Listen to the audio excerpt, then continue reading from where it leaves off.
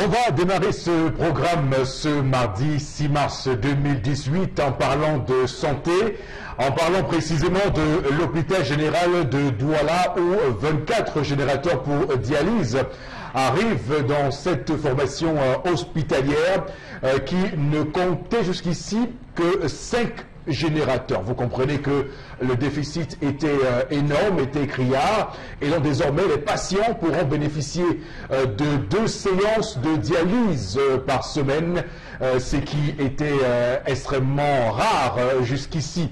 C'est, on va dire, simplement le résultat, la résultante d'un partenariat entre le secteur public et le secteur privé qui permet à l'hôpital général de Douala de pouvoir ainsi pour dialyse arrive dans cette formation hospitalière qui ne comptait jusqu'ici que 5 générateurs. Vous comprenez que le déficit était énorme, était criard, et donc désormais les patients pourront bénéficier de 2 séances de dialyse par semaine, ce qui était extrêmement rare jusqu'ici.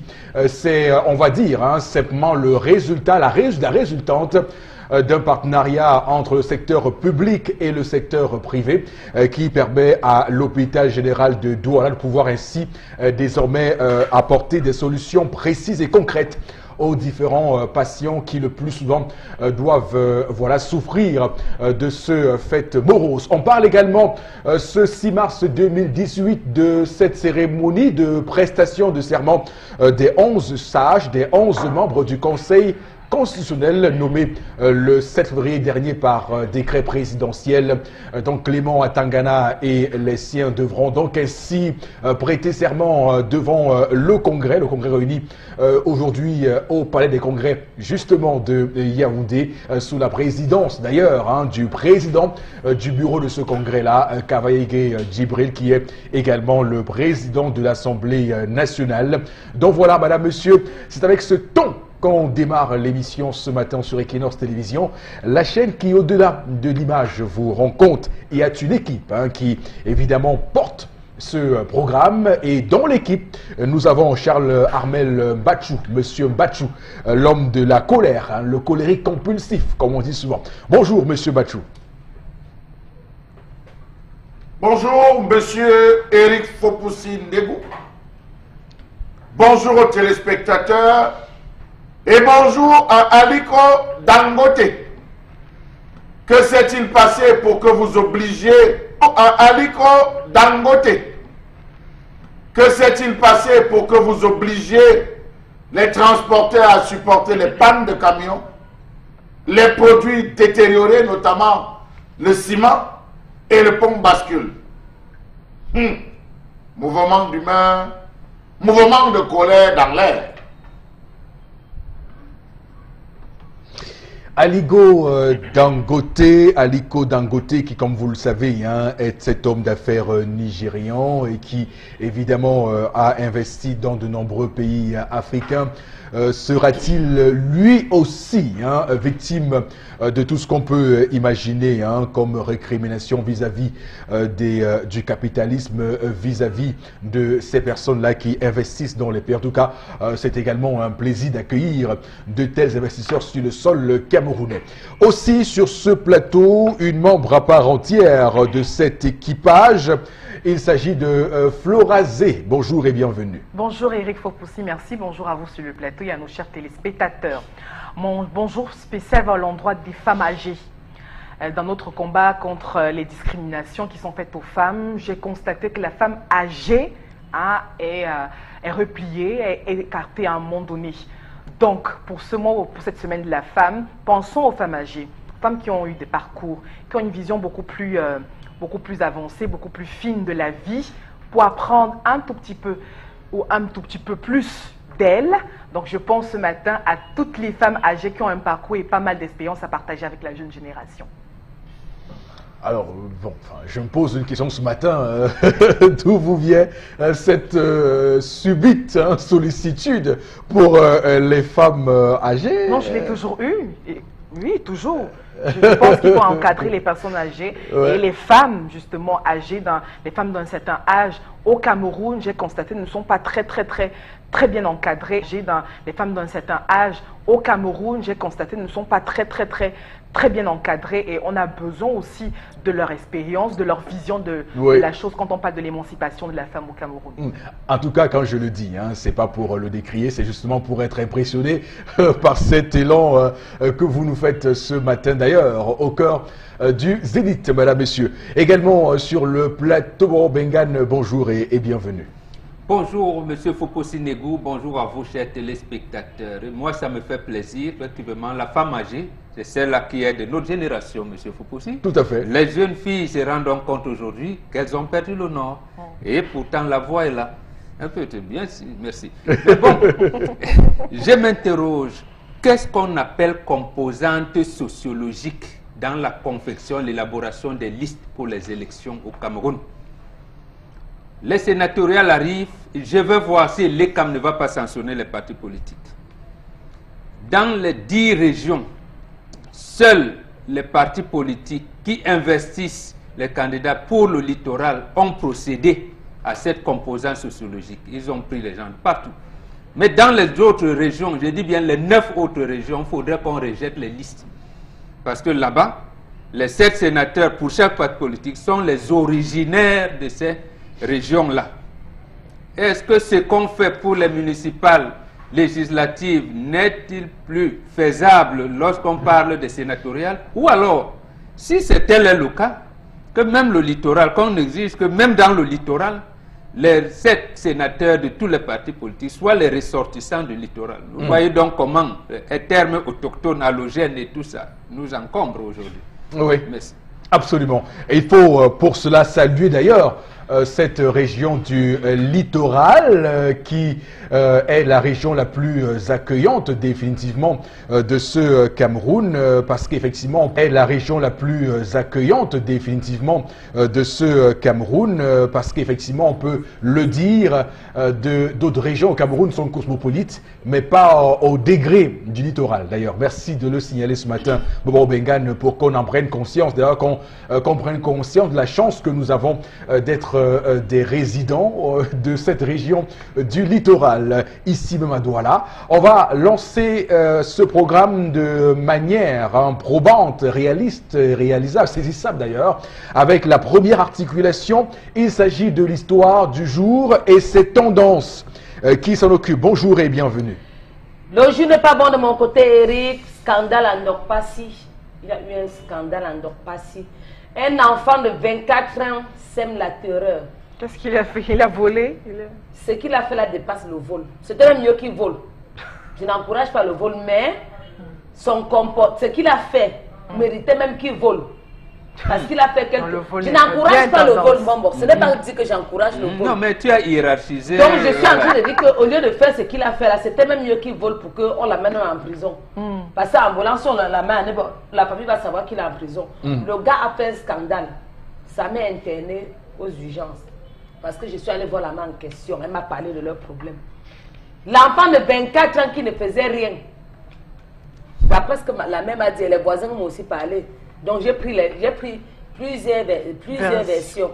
La version de la mère, la version des voisins. La mère internée comme ça, sans les voisins, c'est qu'elle mourrait. Que s'est-il passé? Les enfants qu'on accouche, qui viennent vouloir notre mort.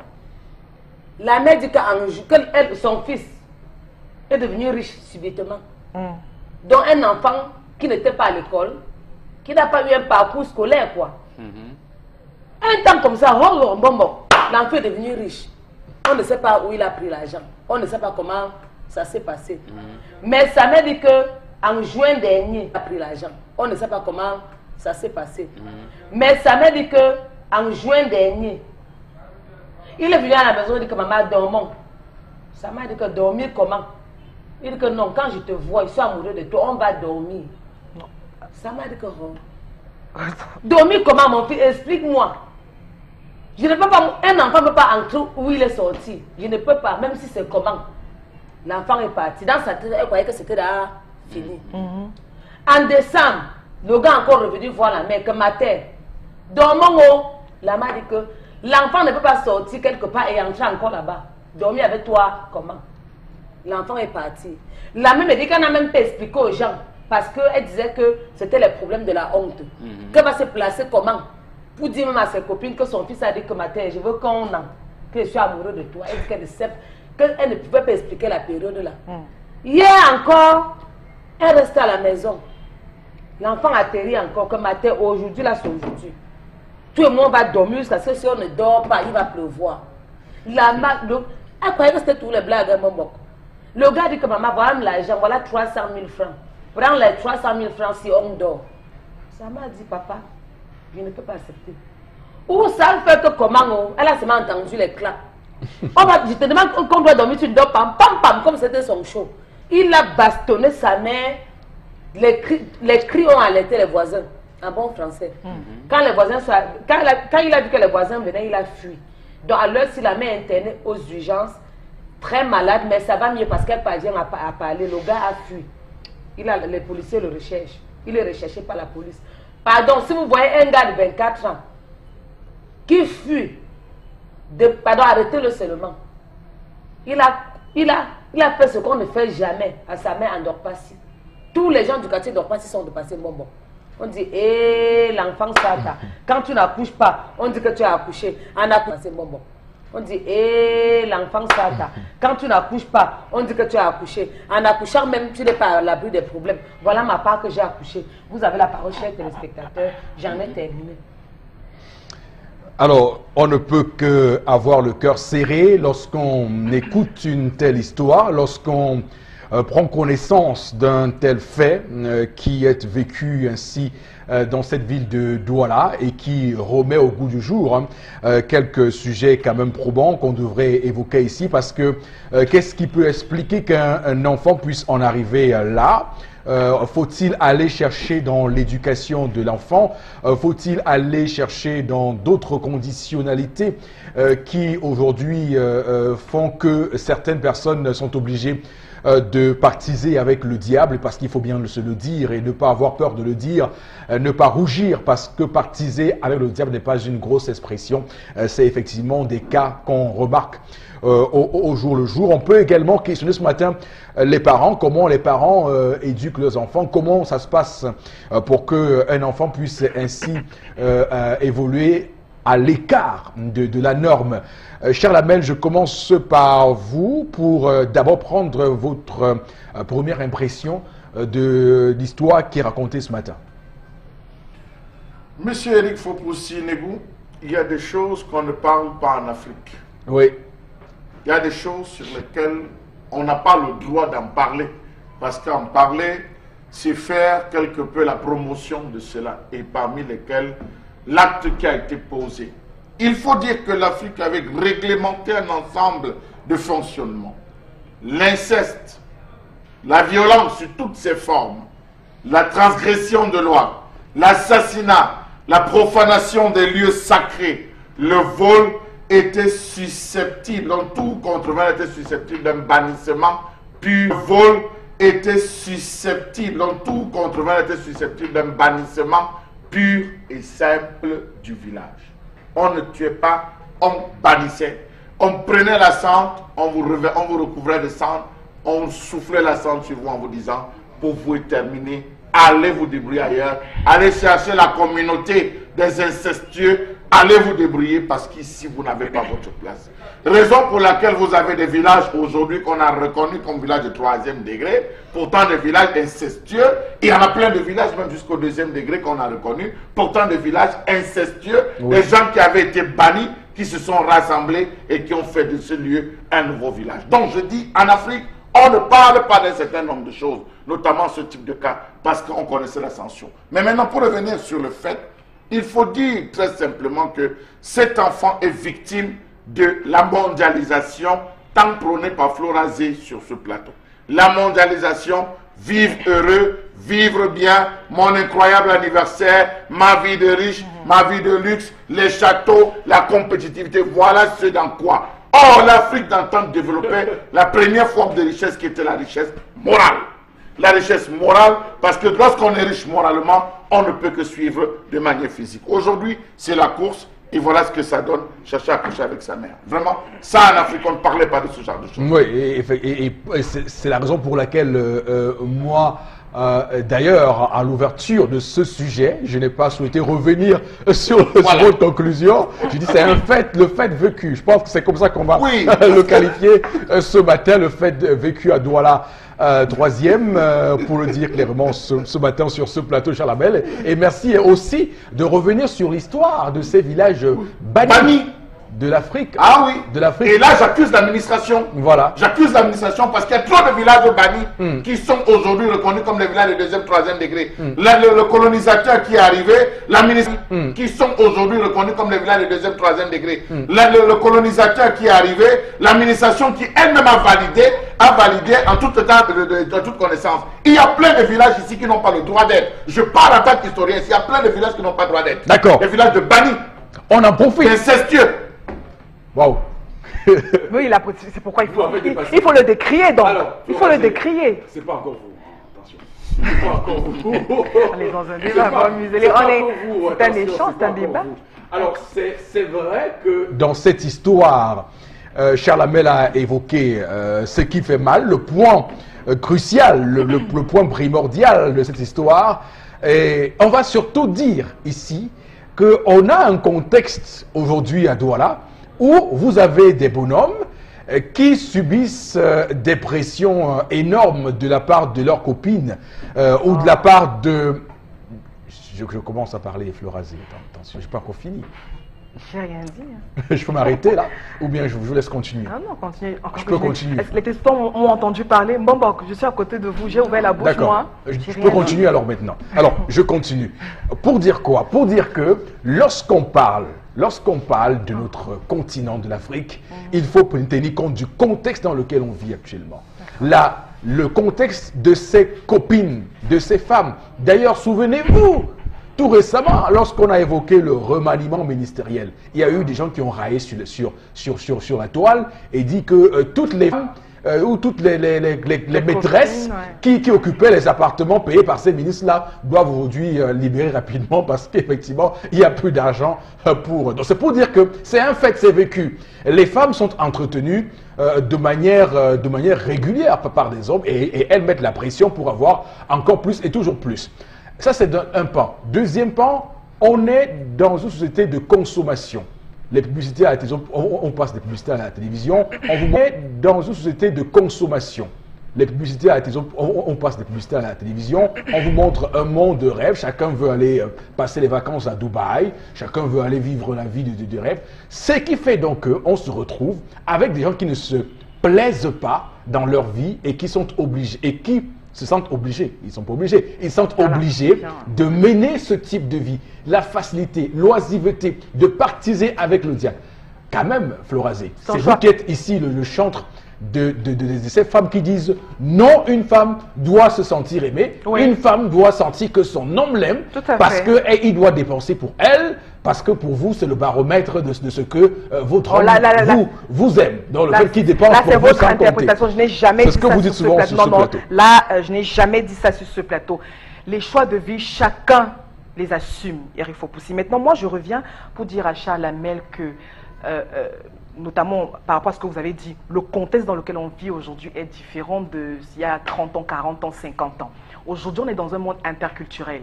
Ça veut dire, moi, j'ai souvent vu des personnes du Sud aller être honorées à l'Ouest, comme et autres.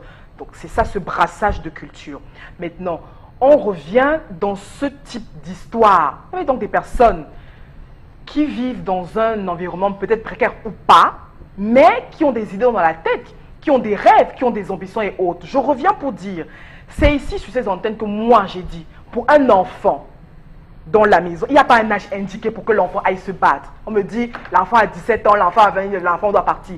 Vu le contexte dans lequel on vit aujourd'hui, Eric Fopoussi, il est très difficile de laisser son enfant déjà c'est-à-dire que jeter son enfant en pâture à cause visiblement du contexte qui est très négatif, très néfaste. Voilà un enfant de 24 ans, je suis sûr qu'il ne vivait plus avec sa mère. Voilà un enfant de 24 ans qui revient un matin comme ça, maman, je veux avoir des rapports sexuels avec toi. Oh. Il vit où? Pas obligé de répéter le mot, Florence. Mais il faut instruire les gens, c'est ça le problème. Il vit où? Pas obligé de répéter le mot, Flora, Mais il faut instruire les gens, c'est ça le problème. Il faut instruire les communautés. Moi, ça me choque. Oui, moi, ça me choque également, mais il faut instruire les communautés. Cet enfant vit où? Avec qui? Pourquoi et comment? Voilà les questions.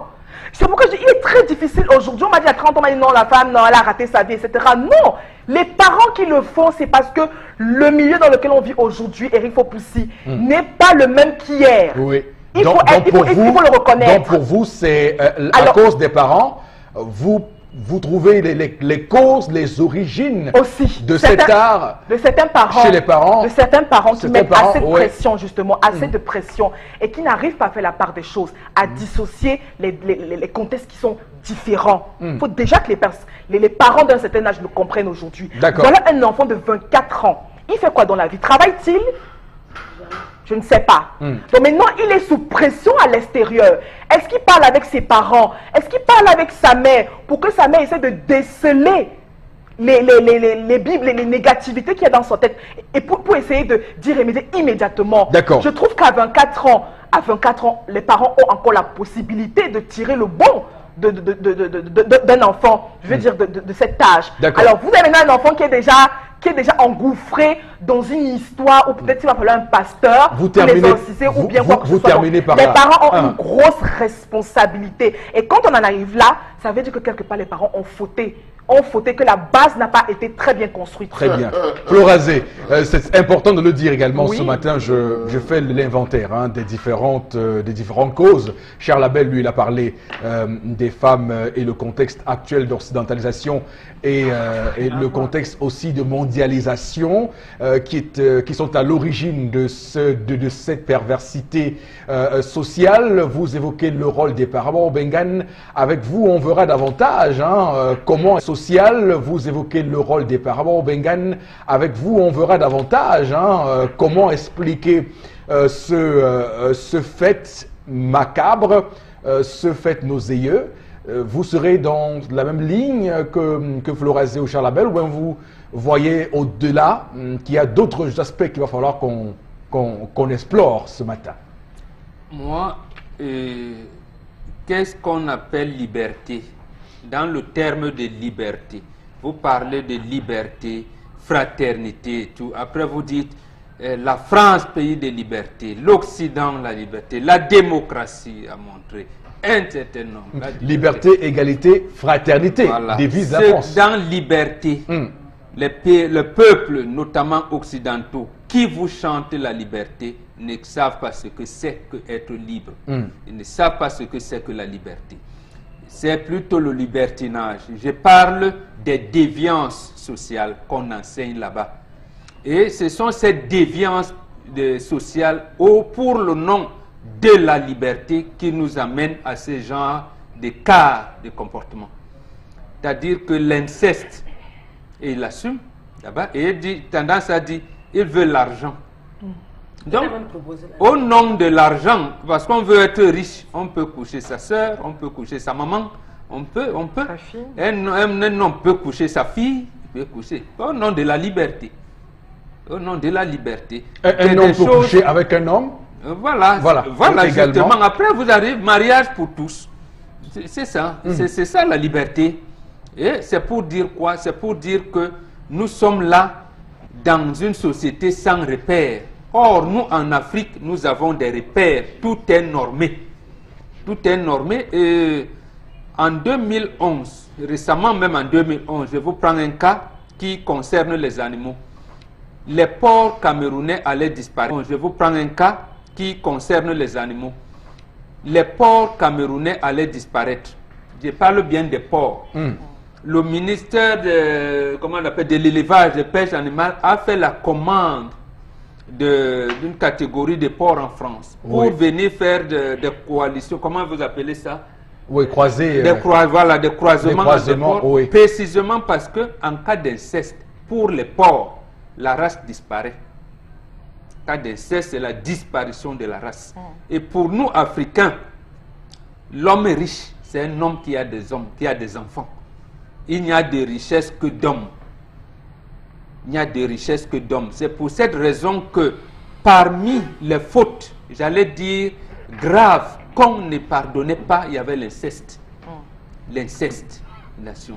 Et je vous dis, les répercussions sont aujourd'hui dans des familles camerounaises au point où, lorsque vous entendez parler de morts subites, moi je vis ça tous les jours. Tous les jours. Vous voyez ce qu'on appelle les accidents. Il faut dire, mort subite. Un enfant, une fille comme un garçon peut arriver là à 28 ans. On vous dit, il est mort. On l'a trouvé mort, il n'était pas malade. Après, sur le plan clinique, on vous dit, mais est-ce qu'on a fait tel... Effectivement, on n'a pas fait ces examens. Il meurt précisément par des croisements incestueux. Vous mourrez. Chez nous, ça parce que, pourquoi on a pris les gens de porc? Parce que les gènes et les chromosomes, il y en a qui ne peuvent pas perpétuer la race. C'est la mort totale. Et maintenant, quand vous êtes donc issu d'une famille, parce que même les filles que vous prenez ou les garçons que vous prenez, il faudrait qu'on fasse une enquête pour savoir quand une fille a été violée par son père, il faudrait qu'on lui fasse un traitement pour qu'elle puisse avoir des enfants demain et des enfants en bonne santé. Il en est de même des garçons. Donc, si on ne le fait pas, bon, vous, on laisse. Il en est de même des garçons. Donc, si on ne le fait pas, bon, vous, on laisse. On pense que c'est anodin, n'est-ce pas, n'est-ce pas? Et je termine par ce que Charles Hamel a dit tout à l'heure. Pourquoi l'administration coloniale, ou alors comment l'administration coloniale à partir de allemande est venue, on nous a noyautés. Même ici, où nous sommes à Douala, il y a un canton ici que je ne citerai pas le nom. Donc c'est un descendant d'esclaves qui est leur chef supérieur aujourd'hui. Et ça fait que les gens là-bas, ils ne se reconnaissent pas. Précisément parce que quand les Allemands sont arrivés, ils ont trouvé les gens au bord du village qui étaient les bannis. Au lieu de se renseigner, d'abord ils sont venus comme religieux, au lieu de se renseigner comment, ben, maintenant quand ils se sont donc trouvés auprès des initiés qui leur disent que maintenant vous êtes des amis, voilà, non, ils sont allés prendre ceux qui étaient bannis, notamment des incestueux, notamment ceux qui avaient commis des meurtres, qui n'étaient pas soignés, et aujourd'hui ça se perpétue. Vous allez les voir aujourd'hui, quelques-uns avec des moyens financiers énormes, et vous verrez que de leur génération, il y aura des accidents qui vont se perpétuer. Comme ça. Vous les saurez comment. J'ai dit là, vous pouvez faire 1000 neuvaines de prière, 1000 jeûnes, 1000 tout. Vous allez dormir à la mer au Vatican. Ça n'enlèvera rien. Vous serez obligé de revenir et d'être soigné au village, comme on dit. Pour revenir dans l'équilibre normal. Donc ce que ce garçon a fait, il faudrait que sa maman dénonce et qu'on fasse des enquêtes pour qu'on l'arrête. Il doit être dans une des sectes qui pullulent là dehors et on dit vivre jeune, mourir heureux. Bon, peut-être c'est ça. D'accord, Tendance également va également avoir son mot sur cette histoire de ce matin. Tendance. C'est même très grave. C'est même très grave. Fleur a dit tout à l'heure que non, les parents, c'est même très grave. Fleur a dit tout à l'heure que non, les parents ont faussé. Il faut qu'on accouche un enfant, maman, on n'accouche pas son cœur. En plus, les enfants savent que nous accouchons aujourd'hui. Je ne sais même pas. Les mots me manquent même parce que les enfants aujourd'hui, là même à 18 ans, savent déjà ce qui est bien pour eux, ce qui n'est pas bien. Parce qu'à 18 ans, il y a les enfants qui font déjà deuxième année à l'université même. Donc, je vais encore dire aux parents, parce que le parent ne peut pas tout faire. Il y a des enfants où quand tu veux me conseiller, où l'enfant devient rebelle. Mais il dit que tout ça, c'est Dieu qui nous aide même parfois sur nos enfants. De deux, tu as un enfant qui vient à la maison te mettre la pression. Moi, je dis qu'au départ, même la mère, il fallait même qu'elle dénonce. Oui, absolument. Et un enfant peut entrer quelque part sans savoir. Si peut-être la mère avait dit au départ, même aux gens, même à un passant, peut-être elle avait peur qu'en disant aux gens, on devait se moquer d'elle. Il y a des moments où tu as les problèmes, même dans le taxi, tu poses ton problème à quelqu'un, tu ne prends même pas l'exemple sur toi. Tu dis même que ouais, j'ai un petit voisin au quartier qui fait ceci, qui fait cela. Le celui qui est dans le taxi va te donner les conseils. Soit il peut te dire que maman, changeons de numéro. L'enfant là est peut-être dans un cercle. Et en ce moment-là, on peut m'enlever l'enfant. Il y a le cercle ici, donc l'enfant entre même sans savoir, dans l'ignorance même. C'est pour ça qu'on vous dit, soyez avec vos co-épouses, échangez entre vous. La vie, c'est la vie de famille, la vie en communauté. Il faut pas dire à une de ses co-épouses, à une de ses cousines, ainsi de suite. Voilà. Non, dis aux copines, aux Bon, coépouses. vous êtes Dis mal aux ici. coépouses, dis aux copines. Ça fait que demain, on se moque de vous avec. On se moque Voilà que pas. la vérité- On voilà que- répare l'enfant. Voilà On que est la en train vérité de vouloir qu'il faut changer. aujourd'hui. On On sait peut que parler ça aux gens, change même tendance. les passants vous aident dans la vie. Oui. Et les parents aussi, vraiment, je le dis en tant que mère, il faut aussi surveiller vos enfants, regarder leur compagnie. Que si l'enfant à la maison, comme ça, il te dit, maman, je pars à l'école. S'il quitte à 6h30, il revient à 19h. S'il fait ça constamment, cherche à voir avec qui il marche. Oui. Va même au lycée, vraiment, parle, fais ça constamment.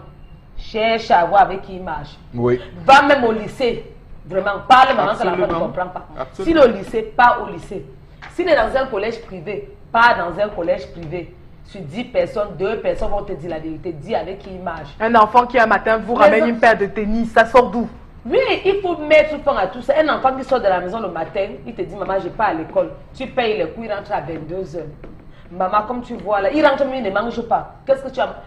Il faut. C'est jouer important, avec l'enfant. tendance. Tu regardes d'abord ce que tu dis que, ok, le matin, tu te donnes 200 francs comme l'argent de beignet.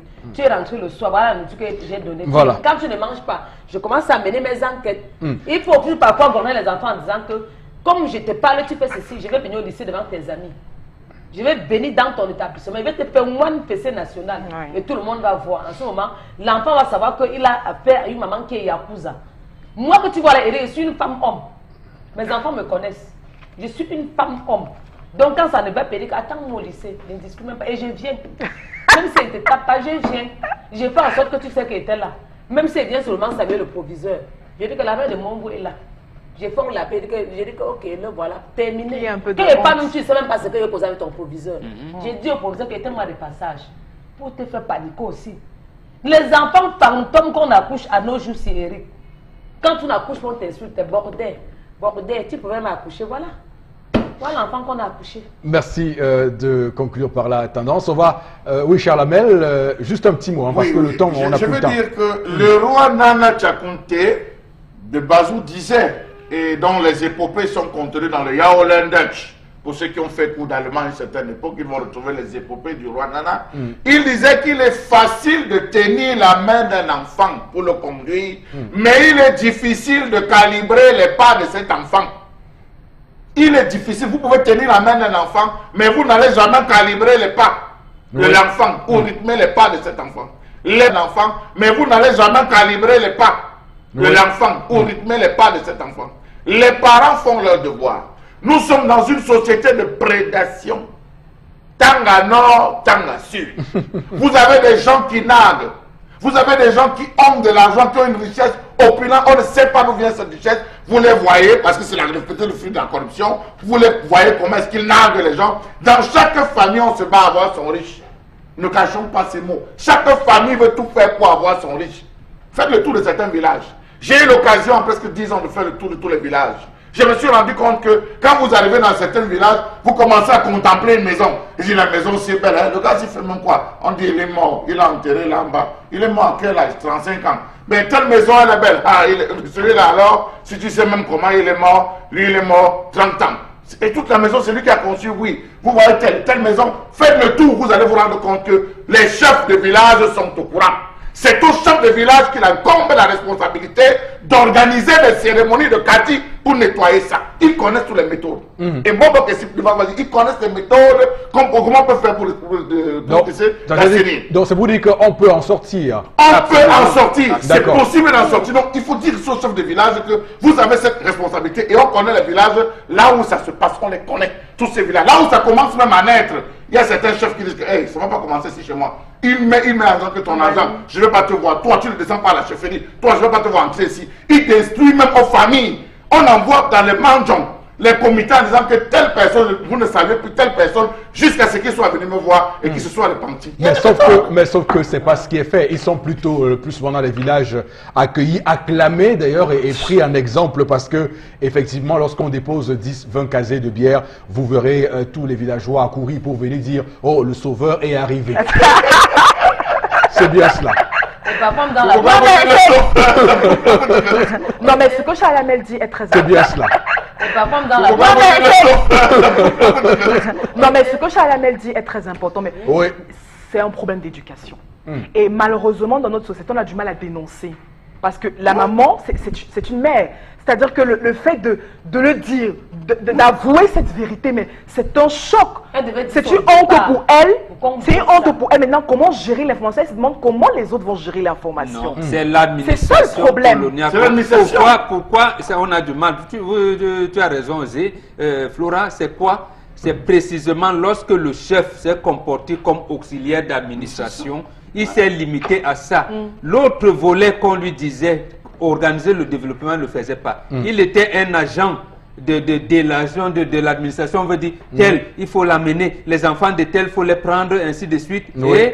Et il cachait donc cet autre aspect-là. Et malheureusement, année après année, après siècle, il y a eu transmission de déviance. De manière, allons plus loin, en disant qu'on connaît dans les villages les familles de vampires. Les mangeurs dans le monde les connaît. Absolument. Le chef connaît qui sont les familles de vampires. Lorsque tu arrives, tu peux m'entendre dire tu crois que je ne te connais pas, tu tends la main à qui? Et c'est la raison d'ailleurs pour laquelle d'ailleurs c'est d'ailleurs l'une des raisons qui explique que souvent certains parents tiennent à savoir la famille d'où vient le futur mari ou la future épouse de son enfant. Ce que je conseillerais à cette mère, avec un bonbon, je dirais tout simplement qu'elle informe son chef de quartier, de village. Le chef de village va informer le chef de groupement. Le chef de groupement va faire un courrier qu'il va adresser à toutes les associations traditionnelles en disant que tel individu portant le nom de, sortant de telle famille dont le père est désormais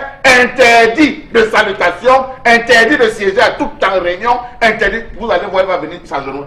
Tout à fait. Voilà, effectivement. Oui, vraiment, juste quelques secondes. Et parfois, ces enfants qu'on a fouillés dans les... Tout à fait. Voilà, effectivement. Oui, vraiment, juste quelques secondes. Et parfois, ces enfants qu'on a fouillés dans les familles, quand ils ont l'argent et quand ils ont même un problème, on ne leur parle pas fort parce qu'on a peur que le robinet d'argent va se fermer. Aussi. Voilà. Oui. Voilà, très bien.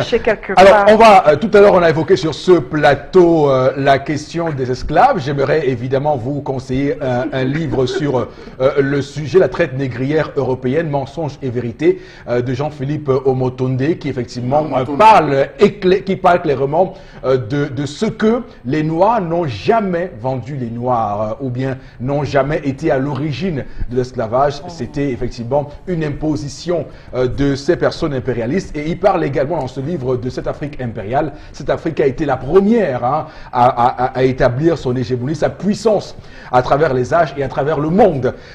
Puisqu'on a dit ça, on va prendre quelques messages. Vous manquez quelques messages, Florazé, quelques réactions des personnes qui effectivement prennent part à ce téléspectacle. Tout à fait, Eric aussi. On va saluer la population de Tiang. Et à Tiang, on a Falas Kamga qui réagit. Abomination, ce garçon mérite le châtiment de Dieu. C'est une partition avec le diable. Une autre réaction, s'agissant de cette histoire, moi particulièrement, je pense que c'est vraiment le wonderful. Comme nous avons coutume de le dire dans nos différents quartiers, oui. Et que vraiment notre monde va de mal en pire. Donc c'est une histoire très catastrophique. Pour ma part, c'est vraiment choquant. C'est Sylvie Abonabéry qui réagit.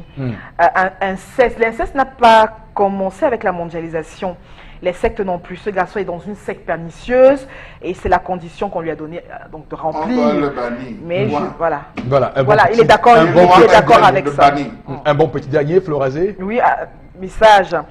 Alors, bonjour à vous. Par rapport à cette histoire, ce jeune avait une vie opulente, malgré le fait qu'il n'a pas fait de longues études. Cette histoire, ce jeune avait une vie opulente, malgré le fait qu'il n'a pas fait de longues études. Je conclus donc qu'il était dans un cercle vicieux. C'est la pauvreté qui est à l'origine de cet acte. Cet enfant est dans une secte. C'est Obama, Annabelle qui réagit. Voilà, merci beaucoup de continuer à réagir, chers téléspectateurs, sur les différents sujets que nous mettons sur la table chaque matin au cœur du Zénith. Tout de suite, c'est un autre sujet, il s'agit de la colère de Charles Hamel. Batchou.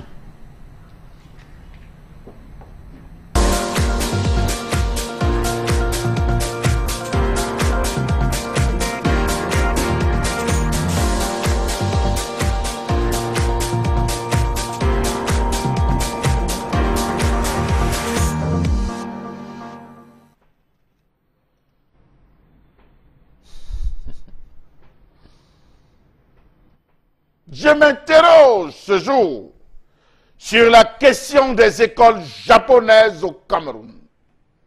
Et je salue le ministre de l'Éducation de base, raccourci fait. Que sont devenues les écoles publiques camerounaises et celles offertes gracieusement par le Japon au Cameroun? Dans tous les cas, est-ce que ces écoles ont même les fonds APEE? Savez-vous que de 7 des 10 régions que compte le Cameroun abritent au moins une école publique du don japonais, soit un total de 94 écoles publiques construites sur 92 sites, soit 1200 salles de classe depuis la toute première phase du projet lancé en 1997 et qui est à ce jour mort. Je vous ai dit au Cameroun, tout projet démarre à la première phase, deuxième phase, c'est terminé, ça n'existe plus. Permettez-moi donc de vous dire, ce jour, phase, deuxième phase, c'est terminé, ça n'existe plus. Permettez-moi donc de vous dire ce jour que l'image de ces écoles primaires publiques dites japonaises est abracadabrante parce que délabrée et mal entretenue. Permettez-moi de vous dire que 21 ans après cet important investissement de l'Empire du Soleil levant au Cameroun, toutes ces écoles ont perdu leur éclat. Bâtiments extrêmement fissurés, bâtiments jadis propres et beaux, devenus laids, hideux, affreux, dignes des films de la poupée sanglante, des toilettes réservées aux élèves dont l'odeur des excréments est insupportable, absence d'eau, les câbles de fil devant éclairer les salles de classe ont été complètement et littéralement enlevés. Les bâtiments jadis propres et beaux frappent le visiteur par une saleté débordante, les barrières toutes effondrées, les besoins se font quasiment à même le sol. Les canalisations d'eau et autres équipements sanitaires sont bouchés. Sur les murs et le plafond, les araignées ont établi leur toile d'araignée où Spider-Man se balade à temps et à contre-temps. Savez-vous qu'à ce jour, elles ne sont plus que l'ombre d'elles-mêmes, toilettes hors d'usage et l'installation électrique vandalisée, murs lézardés, portes fracassées, fenêtres défenestrées, pour celles qui existent encore complètement abîmées. Comment comprendre que le fait que c'est le visage que présentent aujourd'hui les écoles publiques dont japonais soit d'une tristesse alarmante? Pourtant, ce projet qui entre en droite ligne de la coopération entre le Cameroun et le Japon était porteur d'espoir. Savez-vous qu'un budget de 900 millions de francs CFA, 900 millions de francs CFA, 900 millions de francs CFA, 900 millions de francs CFA étaient alloués chaque année pour la maintenance des dix édifices. 21 ans après, CFA était alloué chaque année pour la maintenance des dix édifices. 21 ans après, 900 millions fois 21 font combien pour que ces établissements se retrouvent là? Dites-moi alors où va cet argent-là? Voilà la question, parce que sur les 12 sites construits à ce jour, 77 seulement ont la clôture, le reste, allez voir. Comment peut-on réussir dans une école où les salles de classe sont sales, les tables bancs cassées, usitées, où l'infirmerie est inexistante et où les toilettes dégagent une odeur nauséabonde? Une école où les maîtres brillent par une démotivation et un laxisme au plan de la discipline. Peut-on encourager les investisseurs étrangers à revenir encore choisir la destination Cameroun si les Camerounais eux-mêmes ne mesurent pas la portée et l'impact des dons venus de l'extérieur pour le développement de leur pays? Savez-vous que tout autour de ces écoles pousse une broussaille, les Sissongo, avec les Mado, où vivent de gros tétards, comme on appelle au quartier, l'eau ne coulant même plus dans ces lieux? Le constat vaut aussi pour les autres écoles qui ne sont pas forcément issues du don japonais, parce que selon le Minéduc, les écoles japonaises ne sont pas les seules concernées par cette situation catastrophique. Aujourd'hui, elles ne sont, dirons-nous, qu'un cas d'école, un tas d'abandon, désespoir, malheureux, affreux, hideux regard que nous devons jeter sur là. Mieux vaudrait, lorsque vous passez là-bas, jeter votre regard à l'est que de voir. Ça, c'est le moment que j'apprécie le plus, c'est que quand votre colère pousse au maximum du mercure sur le thermomètre, vous employez des termes, oh mon Dieu, vous parlez d'un film de la poupée sanglante. Bravo l'artiste. Merci. Bravo l'artiste. Parce qu'effectivement, c'est le terme qui décrit le mieux ces écoles-là. Le film La poupée sanglante. Quand vous regardez ça, vous vous dites, mais c'est un film d'horreur. C'est le film La poupée sanglante. Quand vous regardez ça, vous vous dites, mais c'est un film d'horreur. Je pense que les cinéastes qui nous regardent doivent aller tourner des films là-bas, dans ces écoles-là, sans avoir à faire des mises en place ou créer des effets pour rendre ça horrible, pour rendre ça tout à fait horrible. Donc, c'est clair qu'on est à se questionner. Et tout à l'heure, on parlait de Madame le ministre Youssouf Adjidja, le ministre de l'Éducation de base, qui également peut être interpellé ce matin. D'ailleurs, effectivement, on va surtout espérer, on va surtout dire que le récent réaménagement ministériel ne l'a pas touché. Donc, on estime que ce qu'elle fait est bien, même si on peut imaginer qu'il y a de nombreux problèmes dans son secteur. Donc, il s'agit de l'éducation de base au Cameroun. Donc, voilà ces dons japonais qui ont été lancés en 97, qui avaient à l'époque suscité de l'espoir. On imaginait voir nos enfants de l'école publique aller fréquenter, faire l'école dans des cadres appropriés. Vous voyez, aujourd'hui, c'est clairement difficile parce que tout le monde envoie son enfant dans des écoles privées parce qu'on estime que c'est là-bas qu'on aura un cadre quand même acceptable. Parce que, je vais vous dire une chose quand même, hein, et là, Chalamel a raison de s'en offusquer, il s'agit d'enfants qui ont moins de 10 ans, en règle générale, et que leur santé est primordiale. Dans ce type d'école, vous envoyez votre enfant dans ce type d'école, il rentre avec la gale et tout ce qu'on peut imaginer comme maladie. Vous restez à la maison, votre enfant revient avec des maladies incompréhensibles. Vous dites, mais qu'est-ce qui se passe? C'est parce que, en longueur de journée, il passe son temps dans une scène de poupée sanglante. Voilà. Alors, bon, Bengan, voilà, on parle de dons japonais. On parle de dons. Rappelons que don, c'est-à-dire qu'on vous fait... c'est une offre. Il n'y a pas de... On ne rembourse pas. Donc, on peut questionner quelle est la contrepartie. C'est une offre. Il n'y a pas de... On ne rembourse pas. Donc, on peut questionner quelle est la contrepartie de tous ces dons-là. On parle de 900 millions de francs CFA chaque année pour entretenir ces écoles, salles de classe qui ont été construites. Mais finalement, d'où vient le problème? C'est quoi le problème?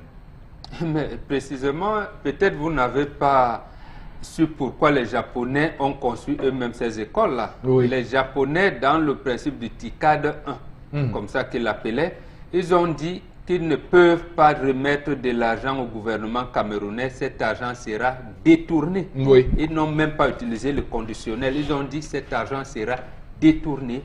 Ils vont construire eux-mêmes les établissements et les remettre au gouvernement camerounais. Oui, c'est ce qu'ils ont fait. Et ils ne se doutaient pas.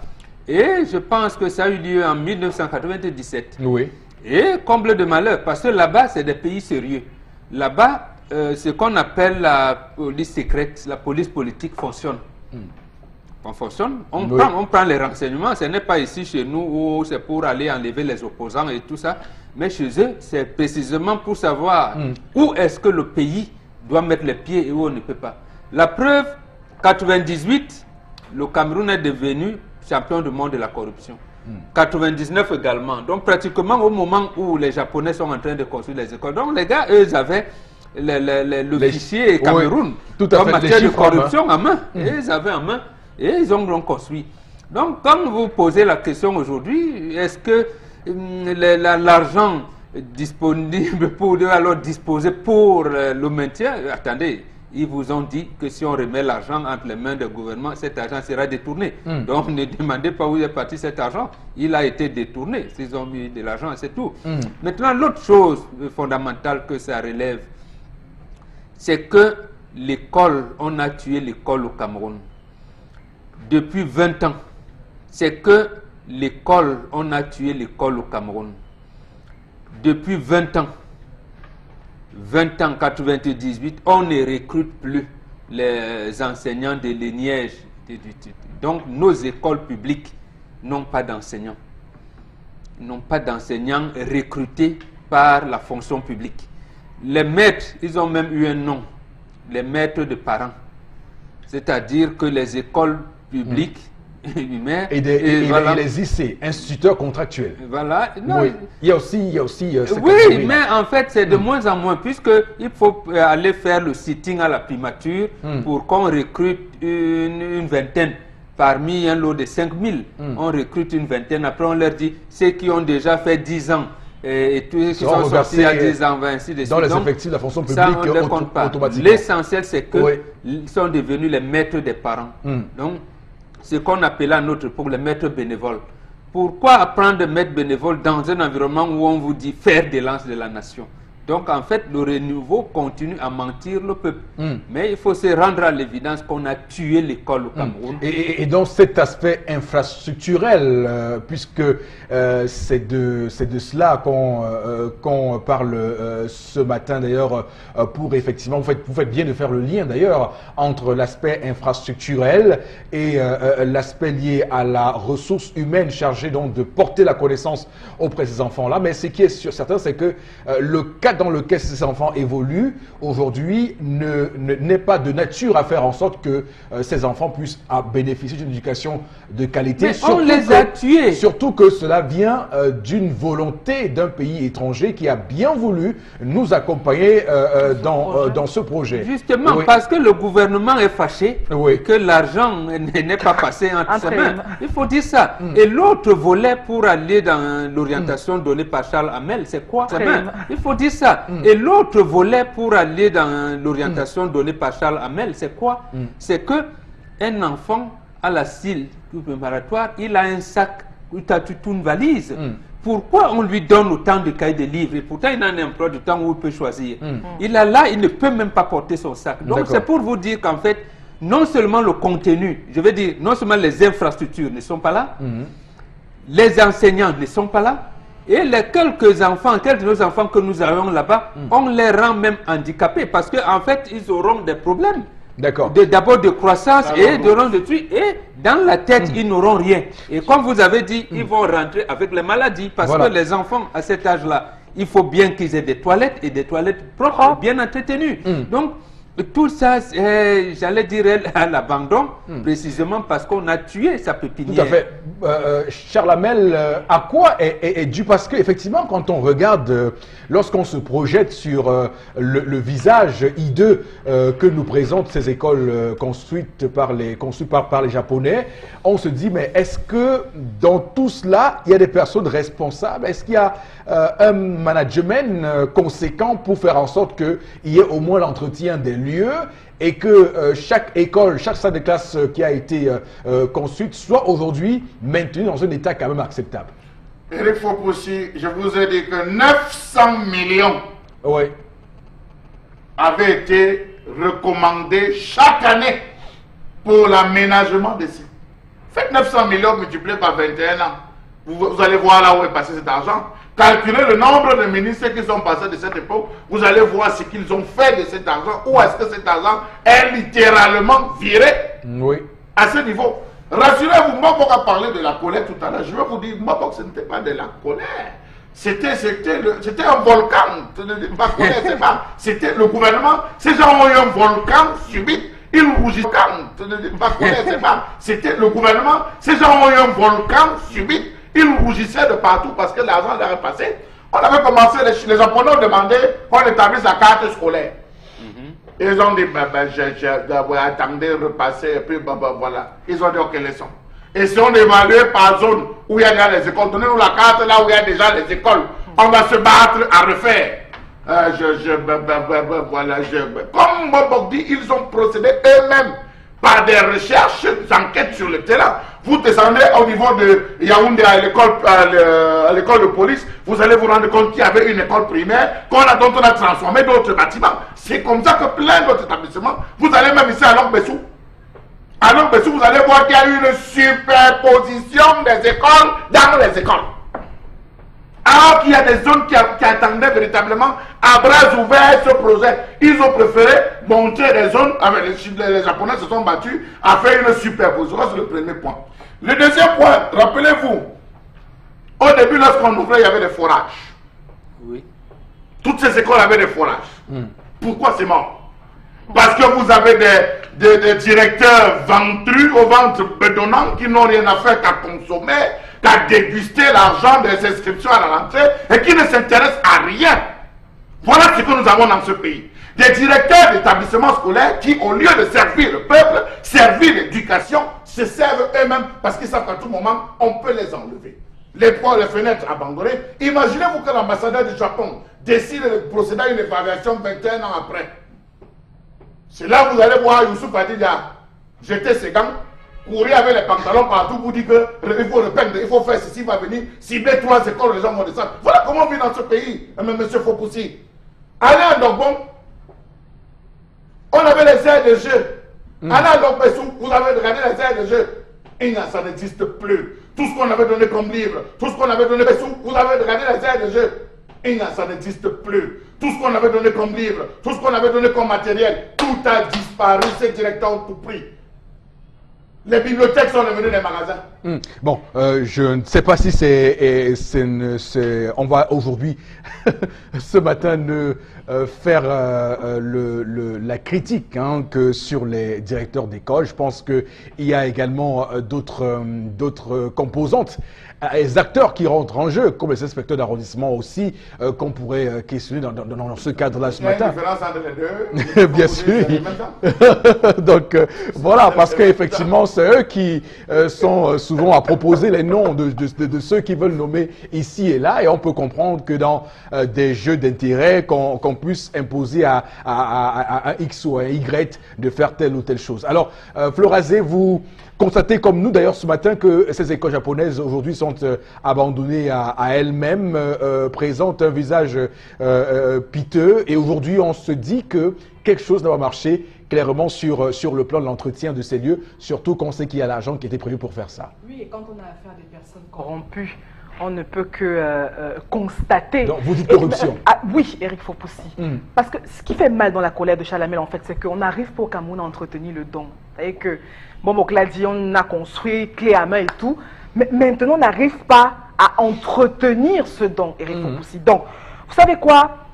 École, don ou pas, quand on parle d'école ou d'infrastructure, c'est vraiment, on a les larmes aux yeux. Et c'est très triste, Eric Fopoussi. Oui. Vous avez des tout petits qui vivent dans un environnement précaire. Ils ont pratiquement 5 à 8 heures de temps à passer dans de la poubelle. On est à Lobaba, école publique de Ndombe.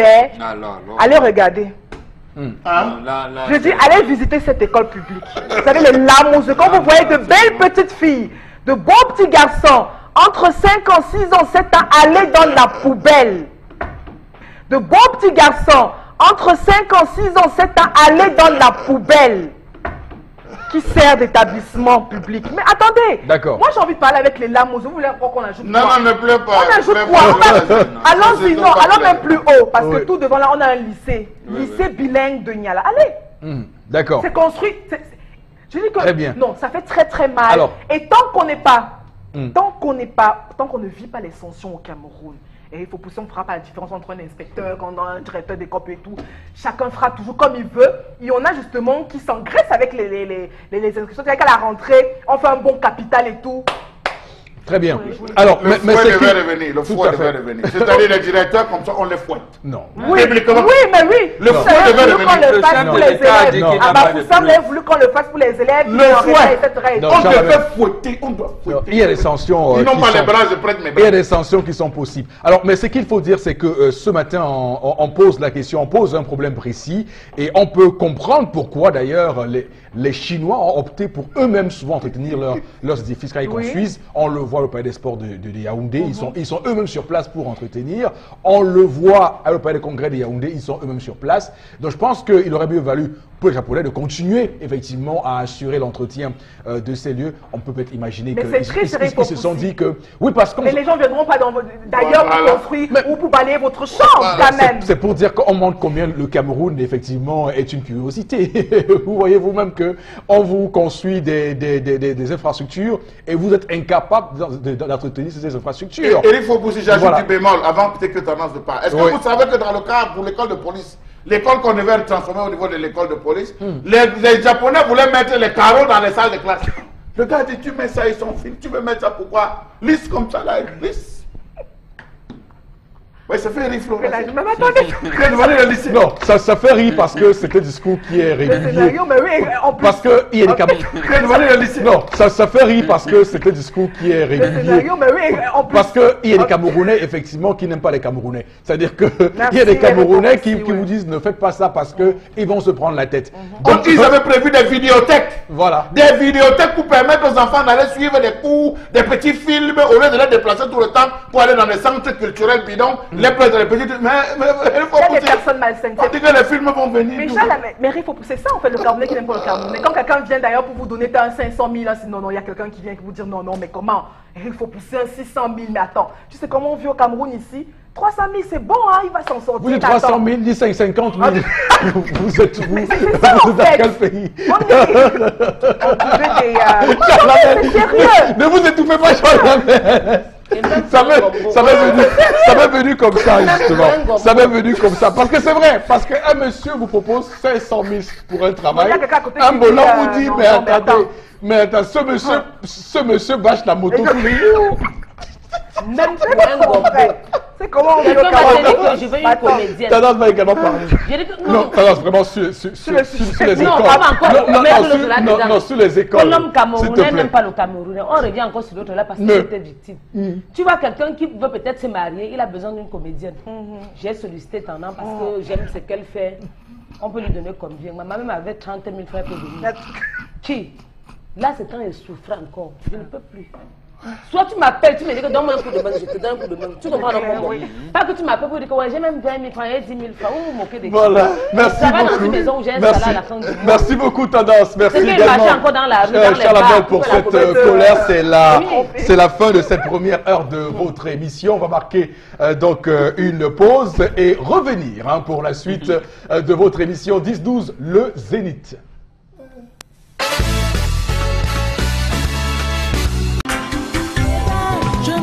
Retour donc sur le plateau du 10-12, le Zénith, l'émission reconnue d'utilité publique. Mesdames, Messieurs, merci également de votre fidélité. On va entamer cette deuxième partie de votre programme avec effectivement l'assurance interactivité de cette émission. On va interagir avec vous via vos différents messages et c'est vous, Florazé, qui êtes chargé de nous livrer quelques-uns ou quelques-unes des réactions qui vous sont parvenues. Alors, une réaction, la toute première de cette deuxième partie. L'école est le parent pauvre du gouvernement. Au Cameroun, elle a été sacrifiée sur l'autel de la gourmandise et des appétits démesurés de la gyrotocratie, oui, ventripotente camerounaise. Ils passent le temps à se graver jusqu'à la fin. Et puis, on n'a pas d'infrastructure. Ils passent le temps à se graver jusqu'à la fin. Et puis, on n'a pas d'infrastructure fiable pour l'éducation des enfants. C'est 18 milliards 900 millions en 21 ans. Ah, vous avez calculé 18 milliards 900 millions. Frais d'entretien. Alors, juste pour dire que... Voilà. Dans les poches de personnes. De deux ministres. Oui, il y a d'abord eu Amana Adama et ensuite il y a eu Adjidja, Youssouf Adjidja. Oui, et la première, elle a été bien sûr happée par l'opération. Ils n'ont fait que récupérer. Oui. Alors on a donc, M. voilà. Béa Oui. Andopassi 3 qui pense que nous n'avons pas réellement compris le renouveau quand il dit jeunesse faire le lance de la nation, car si la lance représente la vieillesse, la jeunesse le faire, que peut donc la jeunesse quand quand on vit ce type de situation, en plus en littérature, un mot est toujours polysémique. Interrogez donc vous sur le renouveau politique.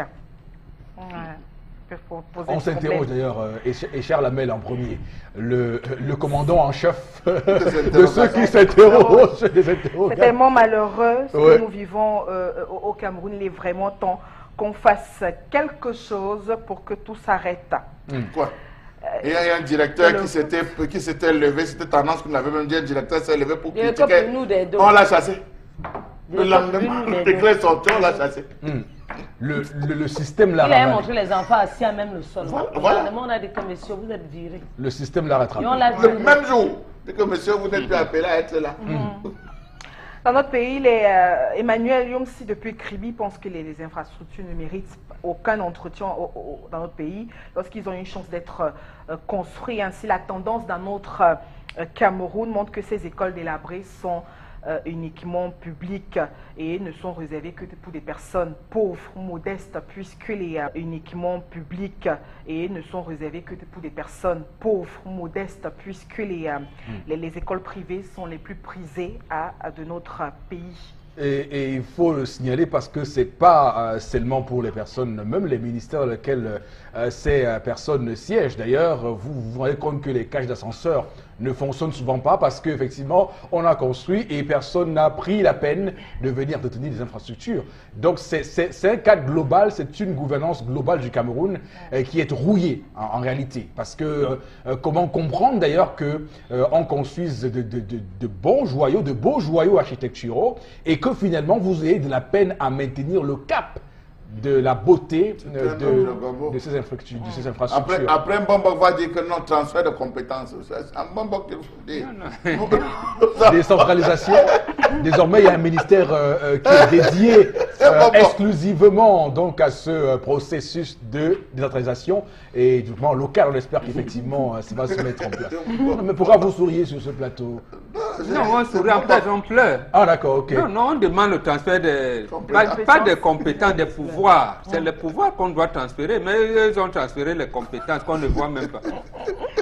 Alors, il y a Julien Bafoussam qui pense comme vous, et Refop aussi, qu'on est incapable d'entretenir ce qui nous est offert cadeau. Alors, une autre réaction, c'était un triste constat. Voilà dans quel environnement la jeunesse est encadrée. Oui.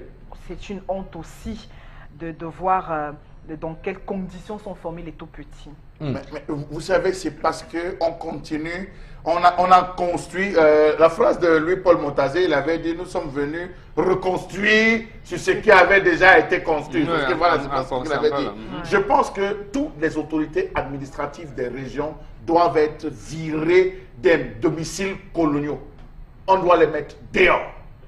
Construire les véritables résidences et laisser les résidences coloniales comme étant, on doit les mettre dehors. Construire les véritables résidences et laisser les résidences coloniales comme étant des vestiges pour le patrimoine touristique. Comme même des musées. Des musées. On peut installer des musées. Oui, on doit les mettre dehors. Tout à fait. Et même peut-être aussi montrer aux gens, effectivement, que le Cameroun a une histoire. D'ailleurs, c'est important. Mais est-ce que vous passez par Bonanjo, puisque vous parlez des joyaux architecturaux, est-ce que vous passez à Bonanjo? Vous regardez, voici la maison du préfet, voici la maison, c'est la maison des colons. Leur propre maison est où? Qu'ils construisent. Oui. Moi, je me rappelle à une certaine résidence de fonction. Les résidences de fonction, oui, soit construites nouvellement. Même on peut faire un immeuble, on les met tous là-dedans. N'exagérez pas, on peut faire tout, on les met dedans parce que tous les jours on fait critiquer. Les domiciles doivent être utilisés en amenant les enfants pour dire ici en termes de tourisme que tel domicile, c'est le domicile. Ici, il avait tel allemand, tel gouverneur allemand, tel ceci avait résidé là. Mais je pense qu'on en a besoin, puisque ces gars parlent des joyaux architecturaux. La preuve, allez regarder comment même c'est entretenu. Et puis, même pour faire. C'est tellement évident que Douala, par exemple, n'a pas d'histoire. Voilà. Le local où siège le groupement mobile intervention GMI, on l'appelait hôpital général de Douala. Et c'est là où les Blancs, il fallait justement qu'on laisse ces vestiges-là, qu'on le sente. Aujourd'hui, si vous dites à quelqu'un qu'il a existé un hôpital général à Douala, il va penser que c'est Abedi. Voilà. Pourtant, il y en avait. Et alors que même l'hôpital, effectivement, qui est Abedi, n'est pas référencé. Hein.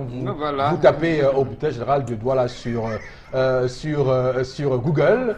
On vous montre effectivement l'ancien bâtiment allemand, de l'ancien hôpital allemand. De Bonanjo. Allemand à Bonanjo, effectivement. Oui, il y a la délégation, plus de 2 à 3 délégations régionales. Mais que fait le ministère du D'accord. Alors, merci pour les messages qui nous sont envoyés ce matin pour évidemment apporter des contributions à ce que nous mettons sur la table sur cette émission reconnue d'utilité publique. Ah, j'insiste beaucoup ce matin sur le terme. Voilà, c'est à dessein que je le fais. Utilité publique. Ah, j'insiste beaucoup ce matin sur le terme. Voilà, c'est à dessein que je le fais. La revue des réseaux sociaux avec vous, Florazé. Merci Eric Fopoussi. Nous avons 3 informations, chers téléspectateurs, pour non seulement transmettre ce qui fait le buzz en termes d'image, d'information, mais aussi pour relater ce que vous commentez, vos avis, en tout cas en termes de commentaires sur ces informations. La toute premièrement, on parle notamment de sport, si vous voulez bien. Vous savez, le football déchaîne toujours les passions. Alors, nous parlons justement de la visite du comité de normalisation de la FECAFOOT qui négocie les retours de nos anciennes gloires, si vous voulez. On a en image, comme vous l'avez là, Samuel Eto'o, on a Jean-Armel Kanabik, on a André Ondoa, Idriss Carlos Kameni, en tout cas ces anciens de la tanière des Lions indomptables. On rappelle que Maître Dieudonné Api, donc qui est le président du comité de normalisation de la FECAFOOT, a fait escale à Paris, on le rappelle, en France, pour une réunion de concertation avec donc, ces internationaux camerounais qui sont pas en rupture de banc avec l'équipe nationale de football. Alors on s'interroge aussi donc sur la toile par rapport à cette information. En tout cas, l'initiative est de faire taire les sujets qui fâchent, de négocier avec les anciens joueurs, donc cadres de l'équipe nationale, et autour d'une table, donc on a donc eu, comme vous l'avez en image, Maître Dieudonné Api, avec donc ces stars. Mais on rappelle qu'aucune résolution de cette rencontre n'a encore été officiellement donnée. On a quand même vu la FECAFOOT qui a publié un communiqué par rapport à ce sujet, intitulé justement cette descente qui est de campagne de réconciliation entre certains footballeurs camerounais et la section nationale. Et puis, sur la toile, certains sont unanimes que c'est une bonne initiative. D'autres ont appelé ça opération bidon, comme une mission de règlement, que c'est une bonne initiative. D'autres ont appelé ça opération bidon, comme une mission de règlement, c'est tout simplement une mission de règlement de compte. Une équipe sans sélectionnaire pour réconcilier les joueurs, c'est une interrogation.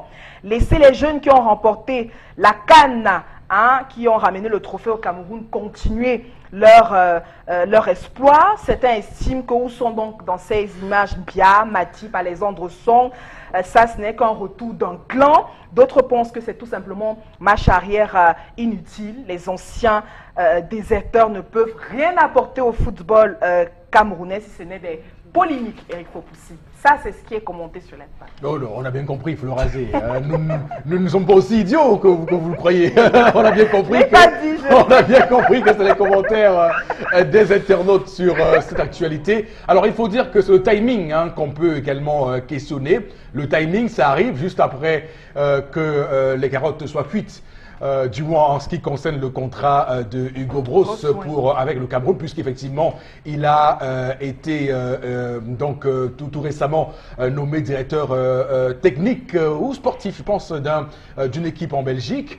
Et donc le maître Api, qui est le président du comité de normalisation, a donc dû faire cette mission en Europe. D'ailleurs, je rappelle qu'il est quitté de Bafoussam en passant par Douala pour l'Europe. Il n'est plus revenu donc à Yaoundé avant de repartir en Europe. Il est passé par Douala pour se retrouver en Europe. Bon, maintenant, c'est des questionnements, mais je pense que moi personnellement, je sais que Charles Hamel n'est pas d'accord avec ça, mais je pense aussi qu'il y a un climat qu'on doit assainir. Il y a quand même, je pense, aussi une hache de guerre qu'on doit enterrer. On doit aussi donner la place des anciennes gloires du football camerounais. Moi, je pense qu'il n'est pas bon pour nous qu'on ait un football camerounais qui a ce qu'on pourrait appeler ce chassé-croisé, ce climat un peu camerounais qui a ce qu'on pourrait appeler ce chassé-croisé, ce climat un peu bizarre avec Samuel Eto'o, qui, quoi qu'on dise, reste une grande icône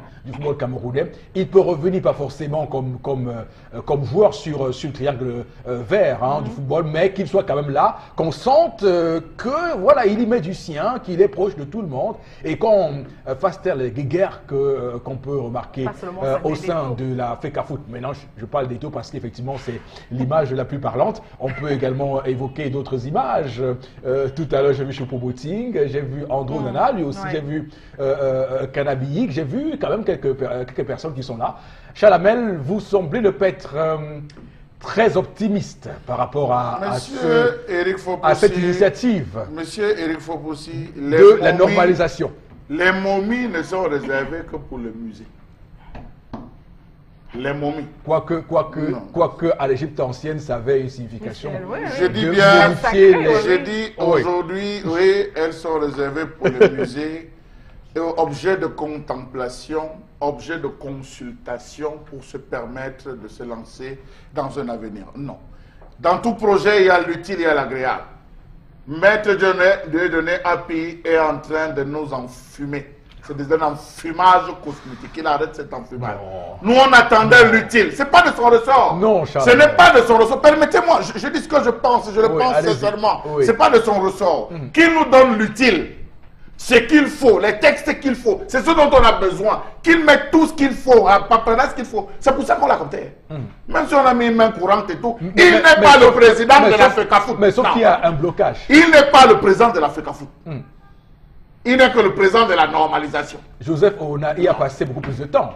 Non, mais je suis en train de dire, nous voulons parler vers le repetita bis, le bis repetita. Non, il faut que ça change. Oui. Nous avons besoin de l'utile. Ça, c'est l'agréable. Ça pourrait être géré. Le bis repetita, non. Il faut que ça change. Oui. Nous avons besoin de l'utile. Ça, c'est l'agréable. Ça pourrait être géré. Ce n'est pas qu'on n'en a pas besoin. On a véritablement besoin de ça. Mais sur le fond, il faut que le travail de fond soit fait, soit mis à la disposition des Camerounais. Et c'est ce dont nous avons besoin. On devait une équipe. Il y a toute une équipe. Je crois que ça fait combien de mois aujourd'hui? Il devait nous produire quand même le premier rapport. Il devait mettre les premières esquisses. On devait faire la première expérimentation. On a proposé. Mais non, ce n'est pas ça. Qu'il arrête de se voyager. C'est trop de dépenses, c'est pour rien. Voilà. Il voyage un peu trop ces derniers temps.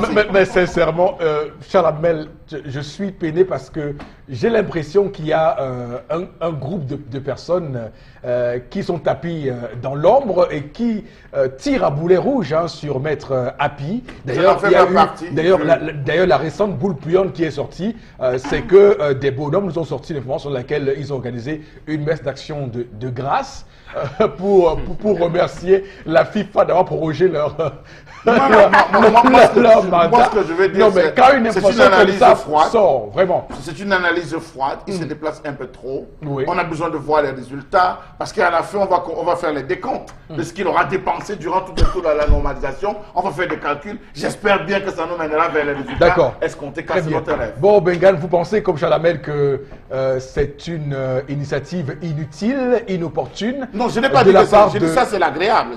On en a besoin. Je dis c'est l'agréable. On veut l'utile. Voilà. Momok. Moi, je pense que tout est à construire, notamment dans le football camerounais. Je pouvais parler de toutes les fédérations, mais comme Flora nous propose l'image du football et des Lions indomptables, tout est à construire. Nous avons atteint le fond. Souvenez-vous, un entraîneur va avec son équipe. Il dit, on doit déjeuner à 11 h. Et à 11 h, on dit, vous ne pouvez même pas manger. Non seulement vous n'allez pas déjeuner à 11 h, même le soir, vous n'allez pas manger. Parce que rien n'a été payé à cet hôtel. Et les Lions, ils ont dit, ils ont sorti, vous n'allez pas manger. Parce que rien n'a été payé à cet hôtel. Et les Lions, ils ont dit, ils ont sorti eux-mêmes leur propre argent pour essayer de manger. À l'époque, M. Api n'était pas là. Hein. Justement. C'était sous l'ère Tombia. Non, pour ceux qui disent que... C'est pour préciser le contexte. Absolument. Oui, non, je ne vous condamne pas. J'ai dit, ça veut dire que l'organisation administrative des équipes nationales de football au Cameroun, il faut la repenser. Et il faudrait dire une chose simple. Monsieur Api, en réalité, il se tourne le pouce, il n'a rien à faire. Je veux dire, on ne lui a pas donné le travail à faire. Puisqu'il y a un blocage. Ou alors, je veux dire, voilà. Il n'y a pas de blocage. Il y a un blocage. Il y a blocage. Il y a blocage. Il y a blocage à tous les niveaux. L'article 10, l'article 32, l'article 34 de la loi 2011 qui régit la charte de sport est bloqué. Est bloqué. Qu'est-ce qu'on va faire de l'organisation du football camerounais?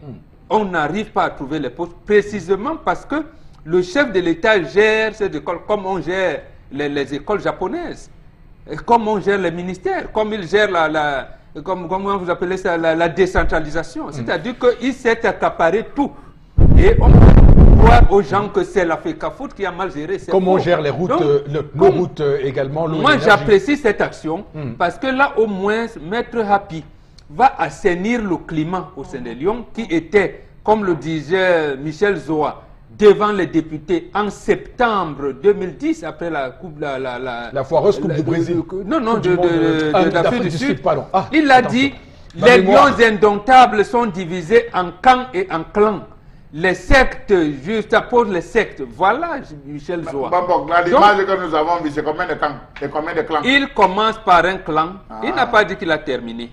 J'ai dit, c'est des clans. Il faut qu'il fasse des Il y aura une deuxième, une troisième. C'est toutes les dépenses inutiles. Non, mais attends, mais attendez, cet argent va être orienté ailleurs. Il y aura une deuxième, une troisième. C'est toutes les dépenses inutiles. Non, mais attends, mais attendez, cet argent va être orienté ailleurs. On arrête de dépenser l'argent de colombiage. Les gars souffrent. Vous pensez qu'un monsieur Happy, pardon, maître Happy, c'est les voyages qui lui manquent? Il n'est pas un voyage prêt, le monsieur. Donc je dis ceci. Ce n'est pas Happy. Il a fait des propositions de texte qui n'arrivent pas à avoir l'aval et de la FIFA et du gouvernement. Précisément parce que l'État du Cameroun doit changer sa loi de sport ou alors changer les textes de l'Africa Foot. Et tel que c'est là, je veux dire, il n'a rien à faire. Il faut donc qu'il assainisse, quitte à ce que quand on va recruter un entraîneur, qu'il ait la possibilité de trouver les joueurs, même en Océanie et tout, pourvu que le climat soit assaini de telle manière que le CHIS, c'est l'organisation administrative qui assainit les clans. Effectivement. Ce n'est pas le coach qui assainit les clans, c'est l'organisation administrative qui assainit les clans. Et sachant, et c'est ça même le professionnalisme du football. Ça commence par ceux qui sont les administrateurs du football. Tout à fait. On les reproche souvent de s'engraisser. Il attendait la prorogation pour le faire. Et sachant il attendait la prorogation. Mais vous pouvez raconter les choses. Les mois qu'il a eu, il a fait quoi de ces mois? Aujourd'hui, quand lui donne même 10 ans là-bas, dans la normalisation, c'est lui qui a bloqué, c'est lui qui a refusé de travailler. C'est vous qu'on lui donne les 10 ans. Non, attendez, est-ce que c'est lui? Nous sommes là, mon Nous ne voulons plus de dépenses inutiles. Il n'y a pas. De la même façon qu'on se plaint des voyages du chef de l'État, on se plaint de ses voyages. Il dépense beaucoup. Non, il ne dépense pas beaucoup. Ah bon? Ce n'est pas lui qui refuse. Je vais vous faire l'état de ses voyages. Faites l'État, mais faites aussi l'État de ses voyages. Je vais vous faire l'état de ses voyages. Depuis qu'il a la normalisation et bien avant. Non, là. Qui voyage beaucoup. Ça veut dire que vous posez les concertations, les dépenses inutiles. Laissez-moi placer un mot. Non, dites donc ça à la main. Qui voyage beaucoup. Ça veut dire que vous posez les concertations, les dépenses inutiles. Laissez-moi placer un mot. Non, dites donc ça à la main. Ne posez pas le problème des personnes. Non, nous parlons là du football camerounais et du sport. Ne posons pas le problème des personnes. Ce n'est pas le problème d'individus. Oui, justement, j'ai dit, le gouvernement camerounais a bloqué la normalisation. Ce n'est pas M. Happy qui va faire la proposition de loi pour changer la charte du sport. C'est le gouvernement qui fait un projet de loi et envoie aux députés. Ce n'est pas lui. Il a trouvé les ports, il a fait des amendements possibles par rapport au statut type de la FIFA, par rapport à la loi qu'il a trouvée. Moi, je ne suis pas juriste. Il a déposé. Non, et ça va résoudre quoi? Il a dit l'article 10, l'article 32, l'article 34 bloc. Il a fait les propositions à qui de droit? L'article 10, et maintenant, 32 et 34 justement pose un gros souci à la FIFA d'ailleurs qu'il a envoyé. Parce que là, il ne peut pas organiser. Pourquoi? Parce qu'il faut peut-être le dire aussi. Les articles dans les statuts actuels de l'Africa Foot, on parle de corps de métier, c'est-à-dire des footballeurs, des entraîneurs, des arbitres, mais on ne les considère pas au niveau des ligues.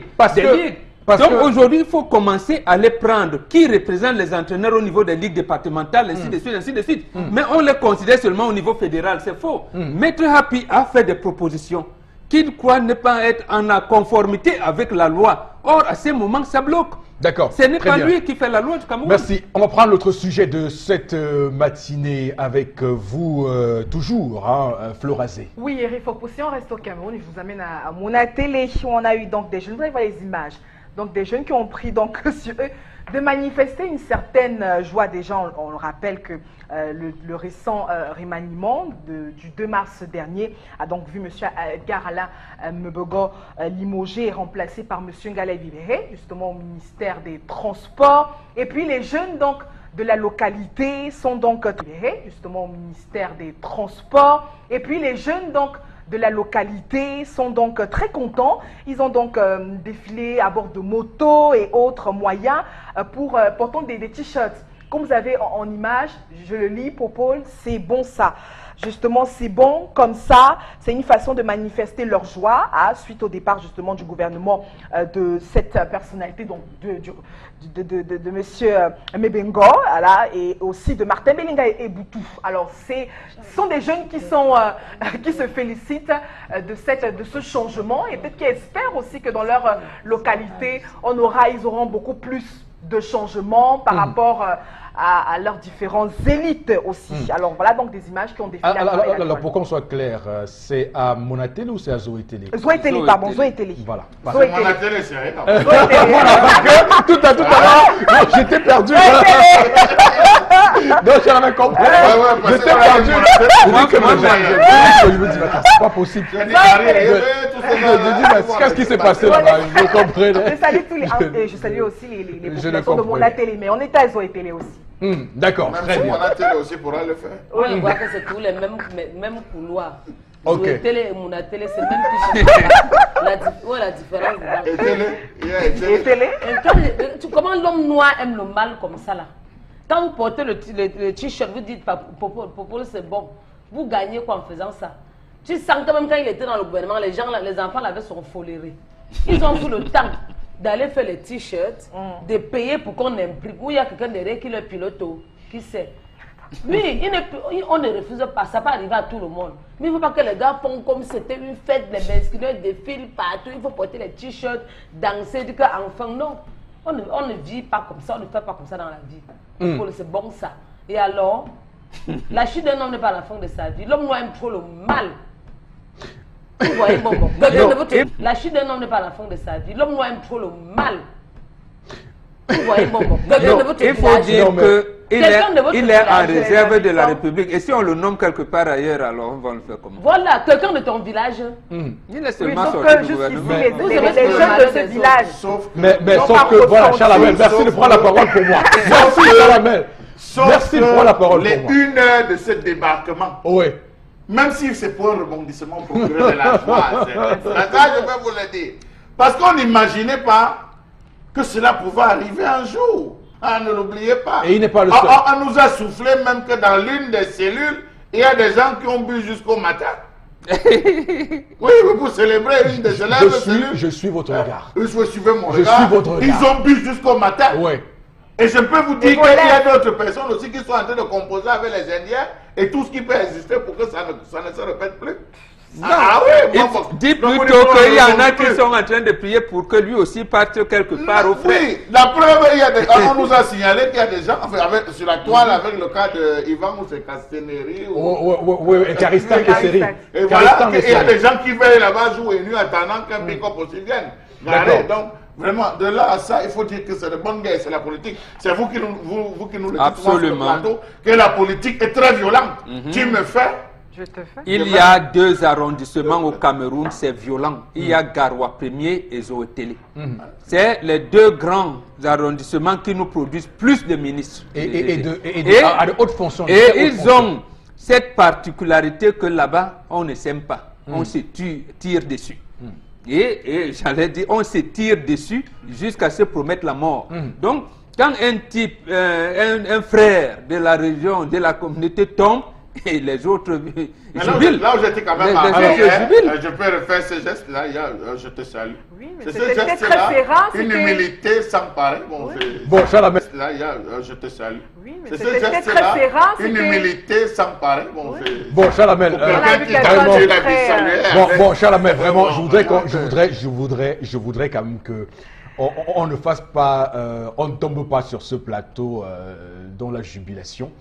Je sais que vous ne jubilez pas. Non, c'est pour confirmer que vous ne jubilez pas, Chalamel, et qu'effectivement Flora ne jubile pas. Mais sauf que ça nous permet quand même de poser un problème sérieux au Cameroun du comportement de nos chers ministres lorsqu'ils sont en fonction, parce que on les connaît souvent très arrogants lorsqu'ils sont en fonction, et lorsqu'ils sont également en fonction, on a l'impression qu'ils ne sont pas assez proches des populations, parce que lorsqu'on occupe un poste politique, une fonction politique comme celle-là, on a vocation, n'est-ce pas, à prendre en compte les aspirations du peuple, du petit peuple qui souffre.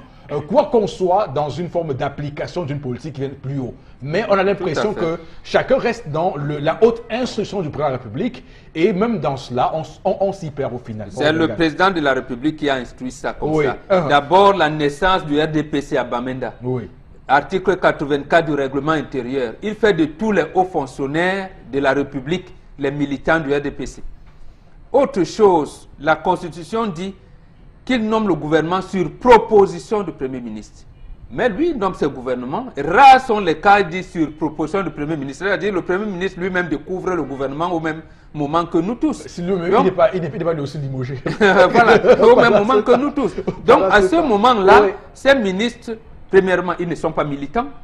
Ça veut dire que vous n'avez pas de militantisme. Et effectivement, s'ils étaient des militants, ils n'auraient pas cette proximité aérienne avec le peuple. Ils auraient dit, ah, j'avais un mandat électif, j'étais conseiller municipal, j'étais maire, j'étais député et tout. Ils auraient un comportement local. Mais voilà, poussé, comme le chef de l'État dont dit il fait de tout, ils auraient un comportement local. Mais voilà, comme le chef de l'État dont dit il fait des ministres, il fait des créatures. Donc voilà, il crée des gens et à ce moment-là, ils n'ont rien à voir avec leur peuple.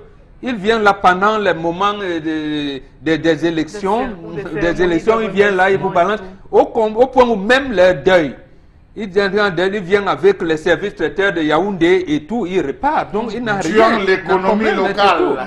Mais c'est pourquoi je suis d'accord avec Chalamel quand il décrit avec fermeté le rôle des élites. Mais quand, je vois que c'est Donny Eloud qui a chanté comme mon frère, je suis en haut. Mais c'est ça en fait. C'est que la population se sent un peu concernée. Non, au moins ici, on aura quand même quelques infrastructures, des centres de santé. On aura quand même une dynamique. Mais quand rien n'est fait tendance, on se retrouve donc avec des personnes. Oui, il y a Kéba, il y a ils ne sont pas là pour nous. Mais on a quand même un espoir quand on est face à ces élites qui sont... Ce que vous oubliez, c'est qu'il y a des régions, des départements, où les élites composent avec les élites et tirent d'autres élites. Absolument. Mais il y a d'autres zones, régions et départements où il y a des tueurs d'élites.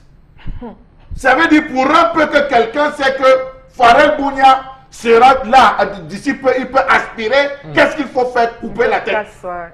Ils restent les seuls dans le département. Et je crois que vous avez cité Garoua. Et c'est le cas. Et je peux vous dire que... Vous avez des gens qui coupent toutes les têtes. Il n'y a plus d'élite. Effectivement, à Zo et Télé, je me souviens en 2010 ou 11, j'ai été contacté pour aller faire une enquête à Zo et Télé dans une affaire qui mettait aux prises un général, c'était probablement de cette localité-là, avec un procureur de la ville, effectivement, qui avait un souci là-bas foncier, vous voyez.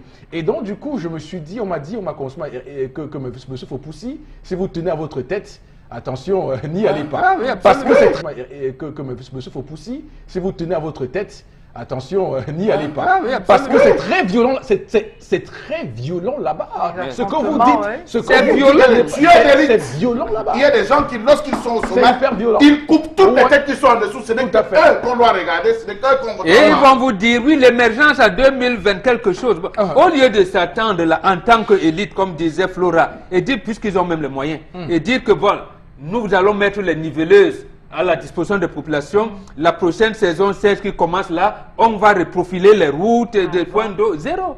Ils ne le font pas. Au point où il y en a même leurs 4x4 qui arrivent à s'embourber. Au point où quand une Prado 4x4 s'embourbe, vous pouvez imaginer l'état. On appelle encore les villageois.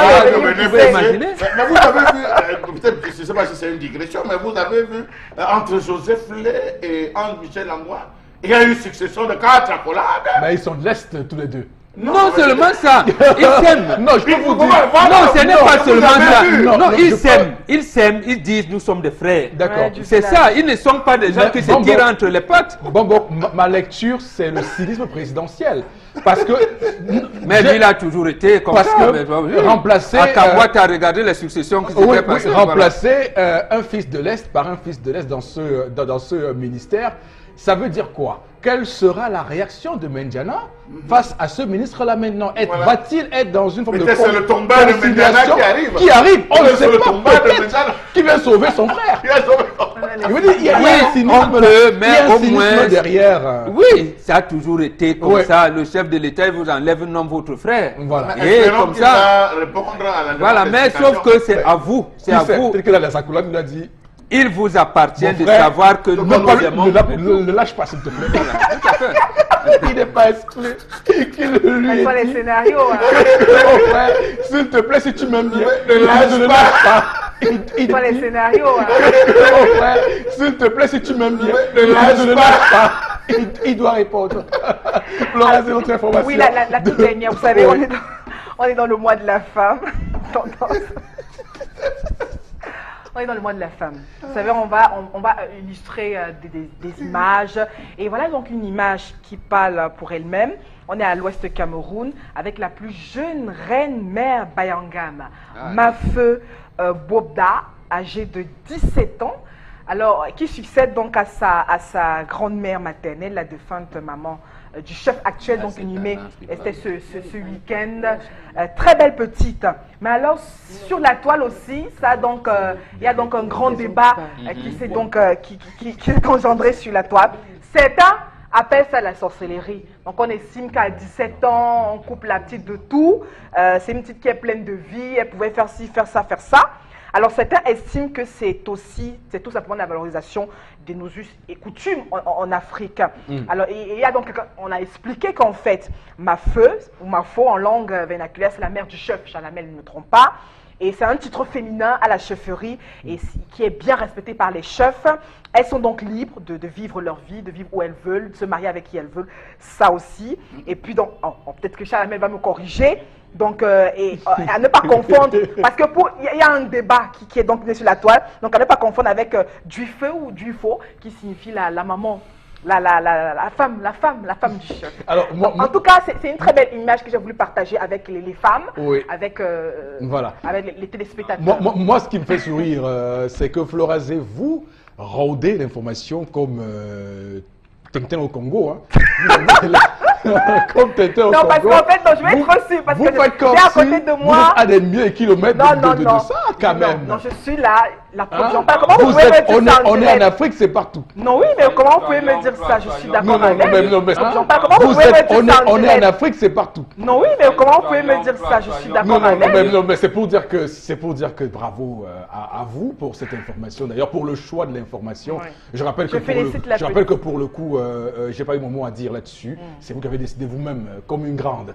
Alors, bon, Bengan, on va simplement dire que. Non, moi, c'est les internautes. Oui.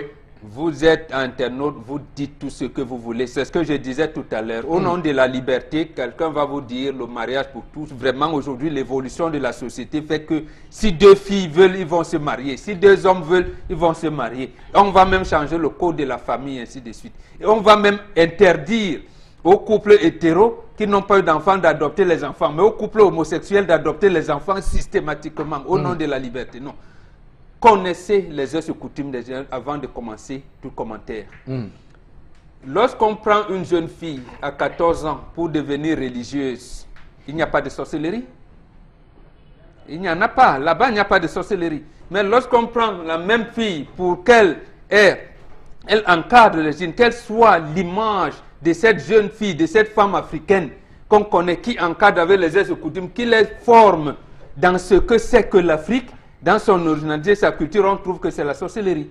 Non, il faut quand même qu'on soit sérieux. Dans d'autres thèmes, nous, les bonbons, on parle de Kindak. Ndak, ça veut dire il a prêté serment. Effectivement, contrairement à ce qu'ils disent, elle ne se marie pas n'importe comment. Voilà. Qu'on ne vous mente pas, elle ne se marie pas n'importe comment. Elle n'est pas, mais elle a une vie normale. Et justement, comment conserver, premièrement, ce que vous tenez compte, sa virginité.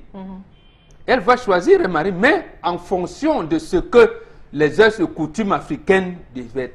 Comment on fait le culte en Afrique? Quels sont les trucs? Comment on éduque la jeune fille en Afrique? Parce que chez nous, c'est le mariage.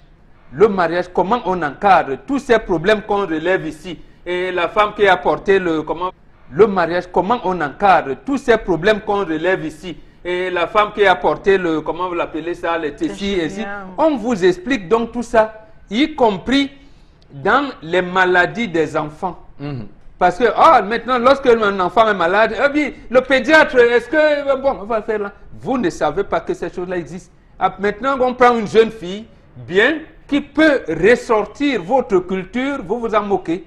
J'ai dit, c'est ça. D'accord, très bien. Donc, c'est pourquoi j'ai parlé tout à l'heure de Tintin au Congo. Tout à l'heure. Voilà, moi, j'apprécie. Alors, Charles Abel, les- ça pose également un problème. Hein. On doit quand même remarquer que de plus en plus de jeunes Camerounaises, de jeunes Camerounais d'ailleurs, effectivement, ont tendance à fuir ces costumes-là. Et il me rappelle, il y a une jeune fille comme ça qui a été d'ailleurs, et là c'était pas pour le cas d'une mafo, c'était le cas d'une grand-mère de la fille. Donc elle a reçu l'héritage, la succession de la grand-mère, et elle s'y est opposée de manière violente. Hein. Elle a dit qu'elle ne fait pas ça. Elle était occidentalisée. C'est la sorcellerie. Non, je ne veux pas elle faire était ces rites-là, je occidentalisée. n'en veux pas. Donc il est aussi important de dire aux gens de retourner au village, faire se conformer aux us et à nos coutumes. Ce que je veux dire, Eric Fopoussi, c'est qu'on ne fuit pas ces choses. Vous pouvez fuir de manière temporaire, 1 mois, 2 mois, 3 mois, mais lorsque l'appel venant d'outre-tombe commence à résonner, vous vous disciplinez. Je voulais apporter de l'eau en disant que dans les villages, il y avait des épidémies, il y avait des conflits qui naissaient. Dans chaque village, on ne va pas vous indexer, mais il y a des enfants, des filles qui sont réservées. Peut-être le cas le plus connu, on l'a connu au niveau du sultanat Bamoun, en parlant de cette femme qui ne va plus se marier. C'est-à-dire, elle a la latitude de faire l'enfant avec qui elle veut, elle a la latitude d'accoucher comme elle veut. Les enfants rentreront là, et c'est peut-être parmi, lorsqu'il y a de grands conflits, c'est parmi ces enfants qu'on va chercher le successeur, qu'on pourra venir remplacer. Donc il y a des filles comme ça qui ont cette fonction dans toutes les chefferies. Bon, je n'entrerai pas le successeur, qu'on pourra venir remplacer. Donc il y a des filles comme ça qui ont cette fonction dans toutes les chefferies. Bon, je n'entrerai pas parce que c'est un autre sujet. Il y a on dit que les reines-mères, il y a les reines-mères de lignée royale, je dis lignée royale, c'est-à-dire du royaume. Il y a les reines-mères du village. C'est-à-dire, vous êtes dans le royaume, je ne sais pas moi, le royaume Yabassi, à l'intérieur, il y a peut-être des petits villages, des sous-villages, vous êtes reine-mère d'une chefferie d'un village. Il y a les reines-mères de famille. Ça veut dire que votre chef de famille, en vue peut vous donner un titre de notabilité, un titre de maffe, un titre de reine. Et il y a d'autres qui achètent. Or, elle, c'est une lignée royale. Ça veut dire que partout là où elle passe, elle a droit au respect. C'est un autre couple, donc je verrai après pour en parler. Je te peux dire qu'elle est d'une lignée royale, et cette lignée royale impose le respect total et global. Voilà, maintenant, au même moment que vous respectez les religieuses là-bas, sachez que ici, c'est laisser le problème de sorcellerie. Parce que si vous parlez de sorcellerie, il y en a. On ne pourra même pas l'atteindre, parce qu'elle va subir une initiation tout à fait particulière. Très bien, merci beaucoup Florazé pour ces informations revues des réseaux sociaux. On va marquer une pause pour aller chercher la caméra de Cédric Chouna. C'est l'interpellation qui va intervenir tout de suite et maintenant. Et après, on reviendra pour les commentaires sur le plateau.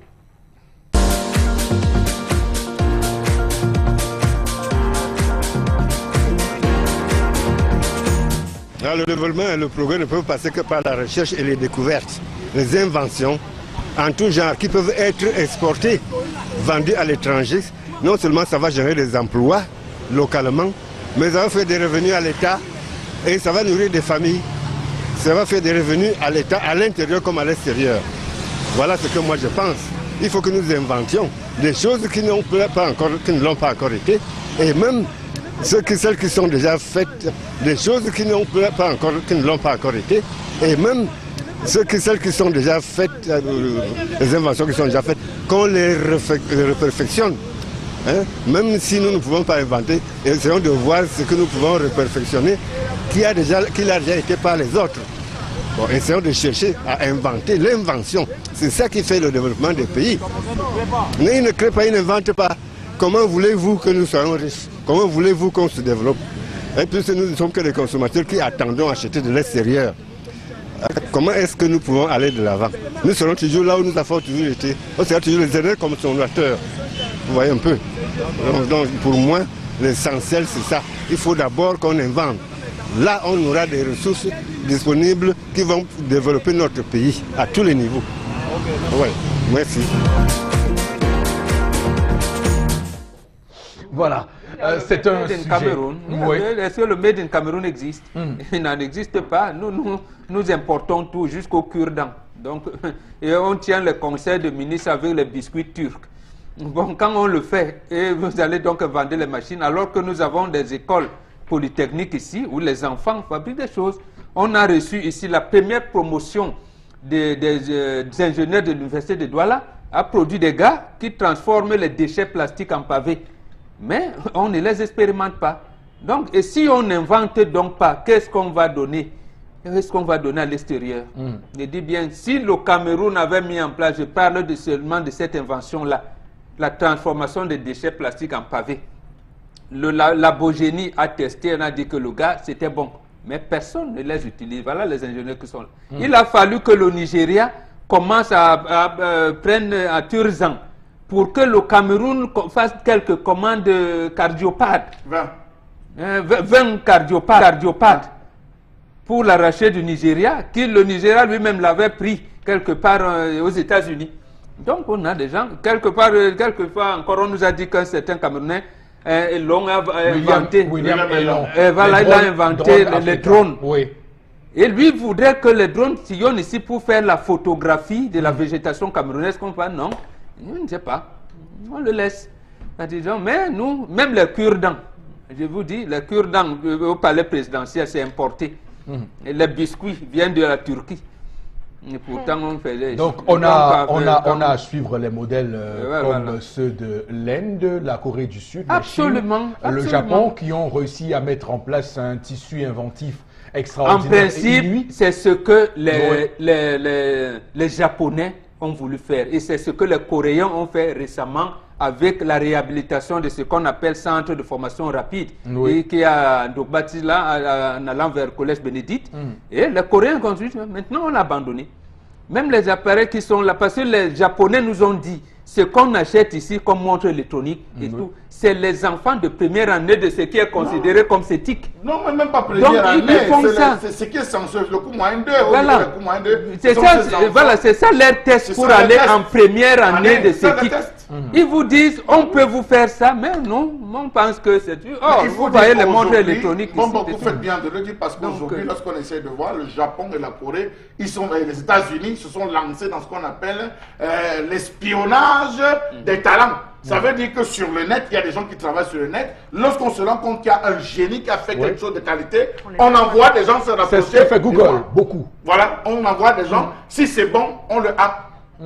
On vous envoie à la Silicon Valley et vous y allez, vous installez. On vous met dans un confort extraordinaire où vous serez libre de créer, de faire de belles choses d'ailleurs. Le Premier ministre installe le nouveau gouvernement. Vous serez libre de créer, de faire de belles choses d'ailleurs. Le Premier ministre installe le nouveau gouvernement. Il mange les biscuits turcs. Et pourtant, ils ont le cure-dent chinois.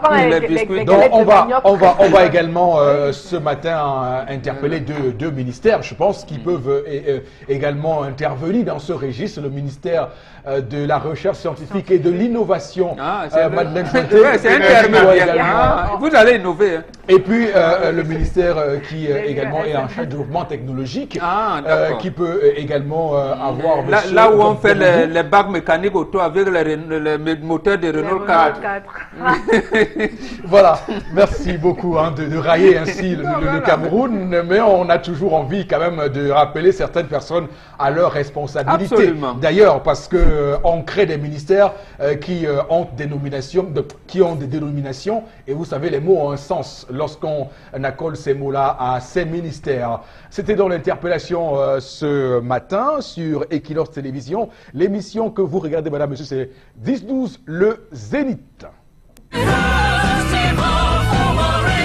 Festival Fomafrique 2018. Youhou! Bienvenue à la dernière semaine. Soldes à gogo, baisse des prix, déstockage massif dans tous les stands. Et les femmes à l'honneur. Jeudi 8 mars, mesdames, après le défilé, on file à Fomafrique. Animation, jeux concours, de nombreux lots à gagner. Et dès 18h, finale plateau découverte. Et en spectacle, DJ Gérard Ben, Guillaume Tell, Prince Infoacom et les finalistes. Plateau découverte et Cœur et Louange 2017. Vendredi 9 mars, le bon vieux temps. Les amis de Desto, Toto Guillaume, Salé John, Pierre Titi Tchakounté, Sam Fantoma, Gouvina, finale. Et en première partie, Mr. Nat sort de l'ombre. Samedi 10 mars, 18h, finale Miss Master Loto Super 4 Festival Fomaric. Et dès 21h, l'incroyable anniversaire de Samy Diko, le 1 au-dessus des 20 ans de carrière avec Mboma Hélicoptère et Marcos. Dimanche 11 mars, grande finale. 20 ans de carrière avec Mboma Hélicoptère et Marcos. Dimanche 11 mars, grande finale Cœur et Louange et cérémonie de clôture présidée par le docteur Fred Tonnet, délégué du gouvernement auprès de la communauté urbaine de Douala. Festival Fomaric 2018. Célébrons ensemble.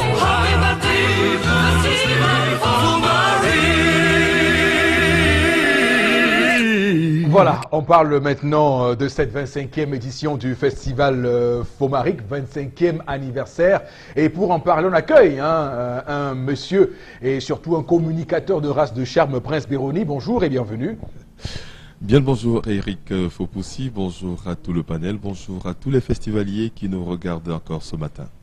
On va dire que le Festival Fomaric, on le voit sur votre visage qui rayonne ce matin, touche à sa fin et il y a beaucoup de réussite au menu, surtout pour cette dernière semaine. Mais on revient sur la 4e semaine et qui a été là aussi une réussite époustouflante. Oui, on va le dire, vous faites bien de le dire Eric. Donc nous avons eu une 4e semaine très enlevée avec la marraine de cette édition, Charlotte Dipanda, qui a émerveillé le public, qui a fait le déplacement du club Cantel de Bepanda, mais aussi et surtout un Bendeka comme on n'avait jamais vu auparavant.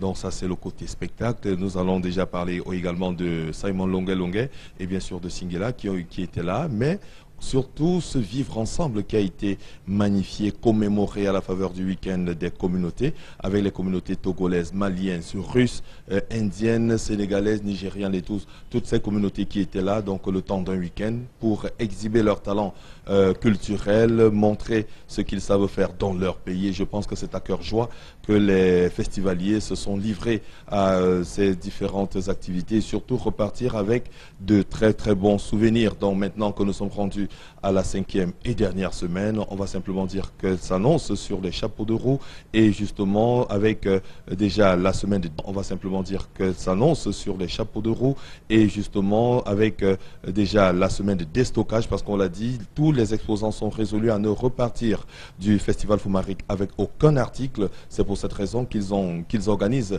ce qu'ils ont appelé un déstockage massif. Donc j'ai aperçu d'ailleurs hier des revendeurs, des grossistes qui viennent s'approvisionner au Festival Fomaric. Donc c'est pour dire que vous également, vous qui nous regardez encore ce matin, chers festivaliers, faites un tour au Club Camtel de Bepanda, visitez tous les stands et vous également, vous ferez le plein des bonnes affaires. Voilà. Tout à fait. On va également évoquer ce matin, cette dernière semaine et vous demander de nous dire officiellement ce qui est prévu au menu. Ben, le menu de cette 5e et dernière semaine, j'ai déjà parlé des déstockages qui ont droit de citer de ce côté-là, du Club Cantel de Bepanda, mais aussi on va parler des spectacles avec dès le jeudi 8 mars, les dames ont leur mot d'ordre, Kenya Tendance, Florazé, le 8 mars après le défilé, on file au Festival Fomaric. C'est le mot d'ordre de ces dames-là. Et justement, côté spectacle, nous aurons Didier Gérard Ben, nous aurons le prince Bobé Yerima à Fouacom, nous aurons Guillaume Tell et les Bulldozerines qui viendront émerveiller le public, mais surtout les vainqueurs des précédentes éditions de Cœur et Louange et Plateau Découverte. Vous savez, lorsque vous avez remporté, on ne vous produit pas seulement votre maxi single, on ne vous réalise pas seulement le clip, mais il y a cet accompagnement-là. Nous allons leur donner justement la possibilité de tutoyer le podium central du Festival Fomaric, qui est un podium au standard international. L'entrée sera de 500, de 500 et de 2000 francs. Vendredi, nous aurons rendez-vous avec le bon vieux temps. Les amis de Desto seront là, donc vous aurez aux côtés d'un Coty François, vous aurez Toto Guillaume, Samfan Thomas, Togi, Ngilanyama, vous aurez également... Alors, ce réalisateur, vous n'êtes pas seul sur ce plateau. Je ne suis justement pas seul. Effectivement, c'est un événement Alors, ce réalisateur, vous n'êtes pas seul sur ce plateau. Je ne suis justement pas seul. Effectivement, c'est un événement historique pour nous d'ailleurs d'accueillir une telle pointure sur ce plateau, artiste engagé, artiste qui a porté ce pays et qui est connu au-delà des frontières du Cameroun. Et tout récemment, il nous a fait le bonheur avec son Zoa Dance. George Dixon avec nous ce matin, également qui fait partie des amis de Desto. Tranquille, donc alors on peut également tout de suite avec George Dixon. Bonjour, bienvenue sur le plateau, Georges. Bonjour Eric. Ça va bien? Ça fait longtemps, on ça fait longtemps, mais je suis là par la grâce du Seigneur, je suis là et je suis avec vous. Oh là là. Et je vous remercie particulièrement, surtout pour tout ce que vous faites dans le cadre du 10-12. Oui, tout à fait. Je suis religieusement sur moi. Avec tous les albums qui nous ont bercés et l'engagement dans les chansons, vraiment, c'est un monsieur, c'est un grand monsieur parce que vous voyez, j'ai perdu les moyens, je frissonne quand j'en parle parce que j'ai l'impression d'être dans un contexte très particulier ce matin. En tout cas, on va, Georges, dire que promettez-vous à tous les fans qui seront là ce vendredi. Oui, Eric, j'avais toujours dit que, n'est-ce pas, l'artiste, quand il commence, doit être, n'est-ce pas, le peintre fidèle de la société, dire les choses comment ça se passe. Parce qu'aujourd'hui, vous savez, nous sommes rentrés dans une crise morale et puis les artistes doivent également aussi se prononcer, ça c'est très important. C'est ce que nous avons essayé de faire avec Zoa Dance. Oui. Crise économique. Crise économique, fausse promesse électorale et oui. Que sais-je encore. Tout à fait. Donc maintenant, nous sommes pratiquement Claude Lavague parce qu'après avoir dominé la musique africaine, au sud du Soara, je dis la musique camerounaise. Oui. Avec tout ce que vous avez connu comme les artistes qui avaient une cinquième pointue, nous sommes rentrés au cœur de la vague. Bon, mais la musique aussi est liée c'est-à-dire au caprice de la mode et du temps. Et ceci étant dit, je dis, nous sommes rentrés dans un contexte dans le cadre de Fomaric pour faire de la journée, n'est-ce pas? Étant dit, je dis, nous sommes rentrés dans un contexte dans le cadre de Fomaric pour faire de la journée, n'est-ce pas, des amis d'un côté. Une très grande journée où il y aura San Fantomas, moi-même, Saleh John, Govinal, Pierre de Tchakonte et bien d'autres. Oui, c'est la crème des crèmes. Oui. Donc nous avons dit, dans le cadre, n'est-ce pas, de ce Fomaric, que s'il n'existait pas, il aurait fallu le créer parce qu'en fait, les artistes aujourd'hui ont besoin de jouer également en live. Parce que quand on ne joue pas en live, c'est pas évident. Donc, tout ce que nous pouvons dire, nous allons donner le meilleur de nous et inviter surtout nos jeunes frères.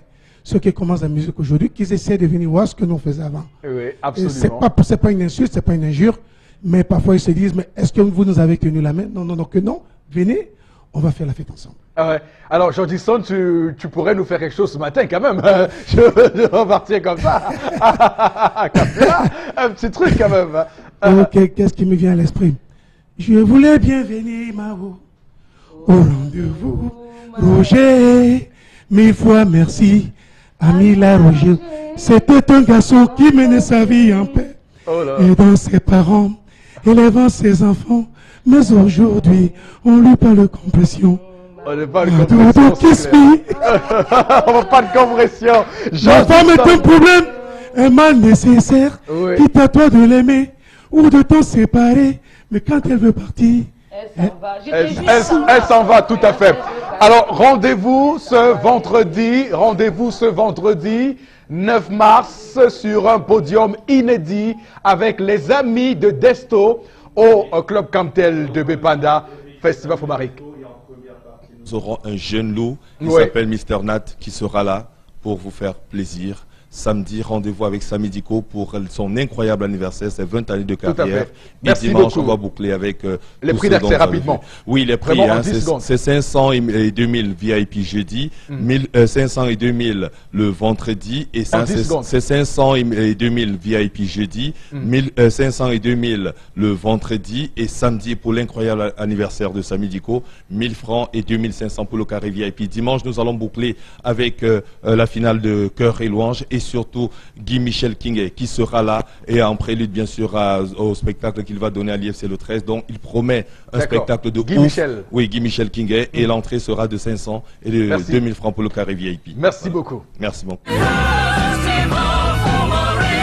Festival Fomaric 2018. Youhou! Bienvenue Bienvenue à la dernière semaine. Soldes à gogo, baisse des prix, déstockage massif dans tous les stands. Et les femmes à l'honneur. Jeudi 8 mars, mesdames, après le défilé, on file à Fomaric. Animation, jeux concours, de nombreux lots à gagner. Et dès 18h, finale plateau découverte. Et en spectacle, DJ Gérard Ben, Guillaume Tell, Prince Afoacom et les finalistes. Plateau découverte et Cœur et Louange 2017. Vendredi 9 mars, le bon vieux temps. Les amis de Desto, Toto Guillaume, Saleh John, Pierre Didi Tchakounté, Samfan Thomas, Gouvinal. Et en première partie, Mr. Nat sort de l'ombre. Samedi 10 mars, 18h, finale Miss Master Loto Super 4 Festival Fomaric. Et dès 21h, l'incroyable anniversaire de Samy Diko, le 1 au-dessus des 1. 20 ans de carrière avec Mboma Hélicoptère et Marcos. Dimanche 11 mars, grande finale Cœur et Louange et cérémonie de clôture. Présidé par le docteur Frid Tonnet, délégué du gouvernement auprès de la communauté urbaine de Douala. Festival Fomaric 2018. Célébrons ensemble.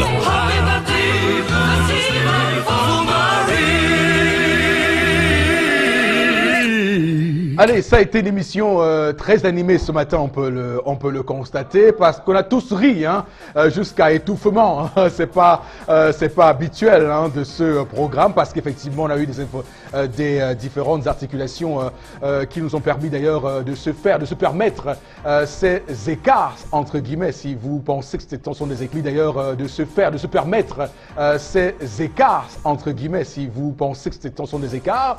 On va se retrouver demain, madame, messieurs, avec le même plaisir, au même endroit, sur Equinox Télévision. Passez une très belle journée sur notre antenne et que Dieu bénisse le Cameroun, notre cher pays.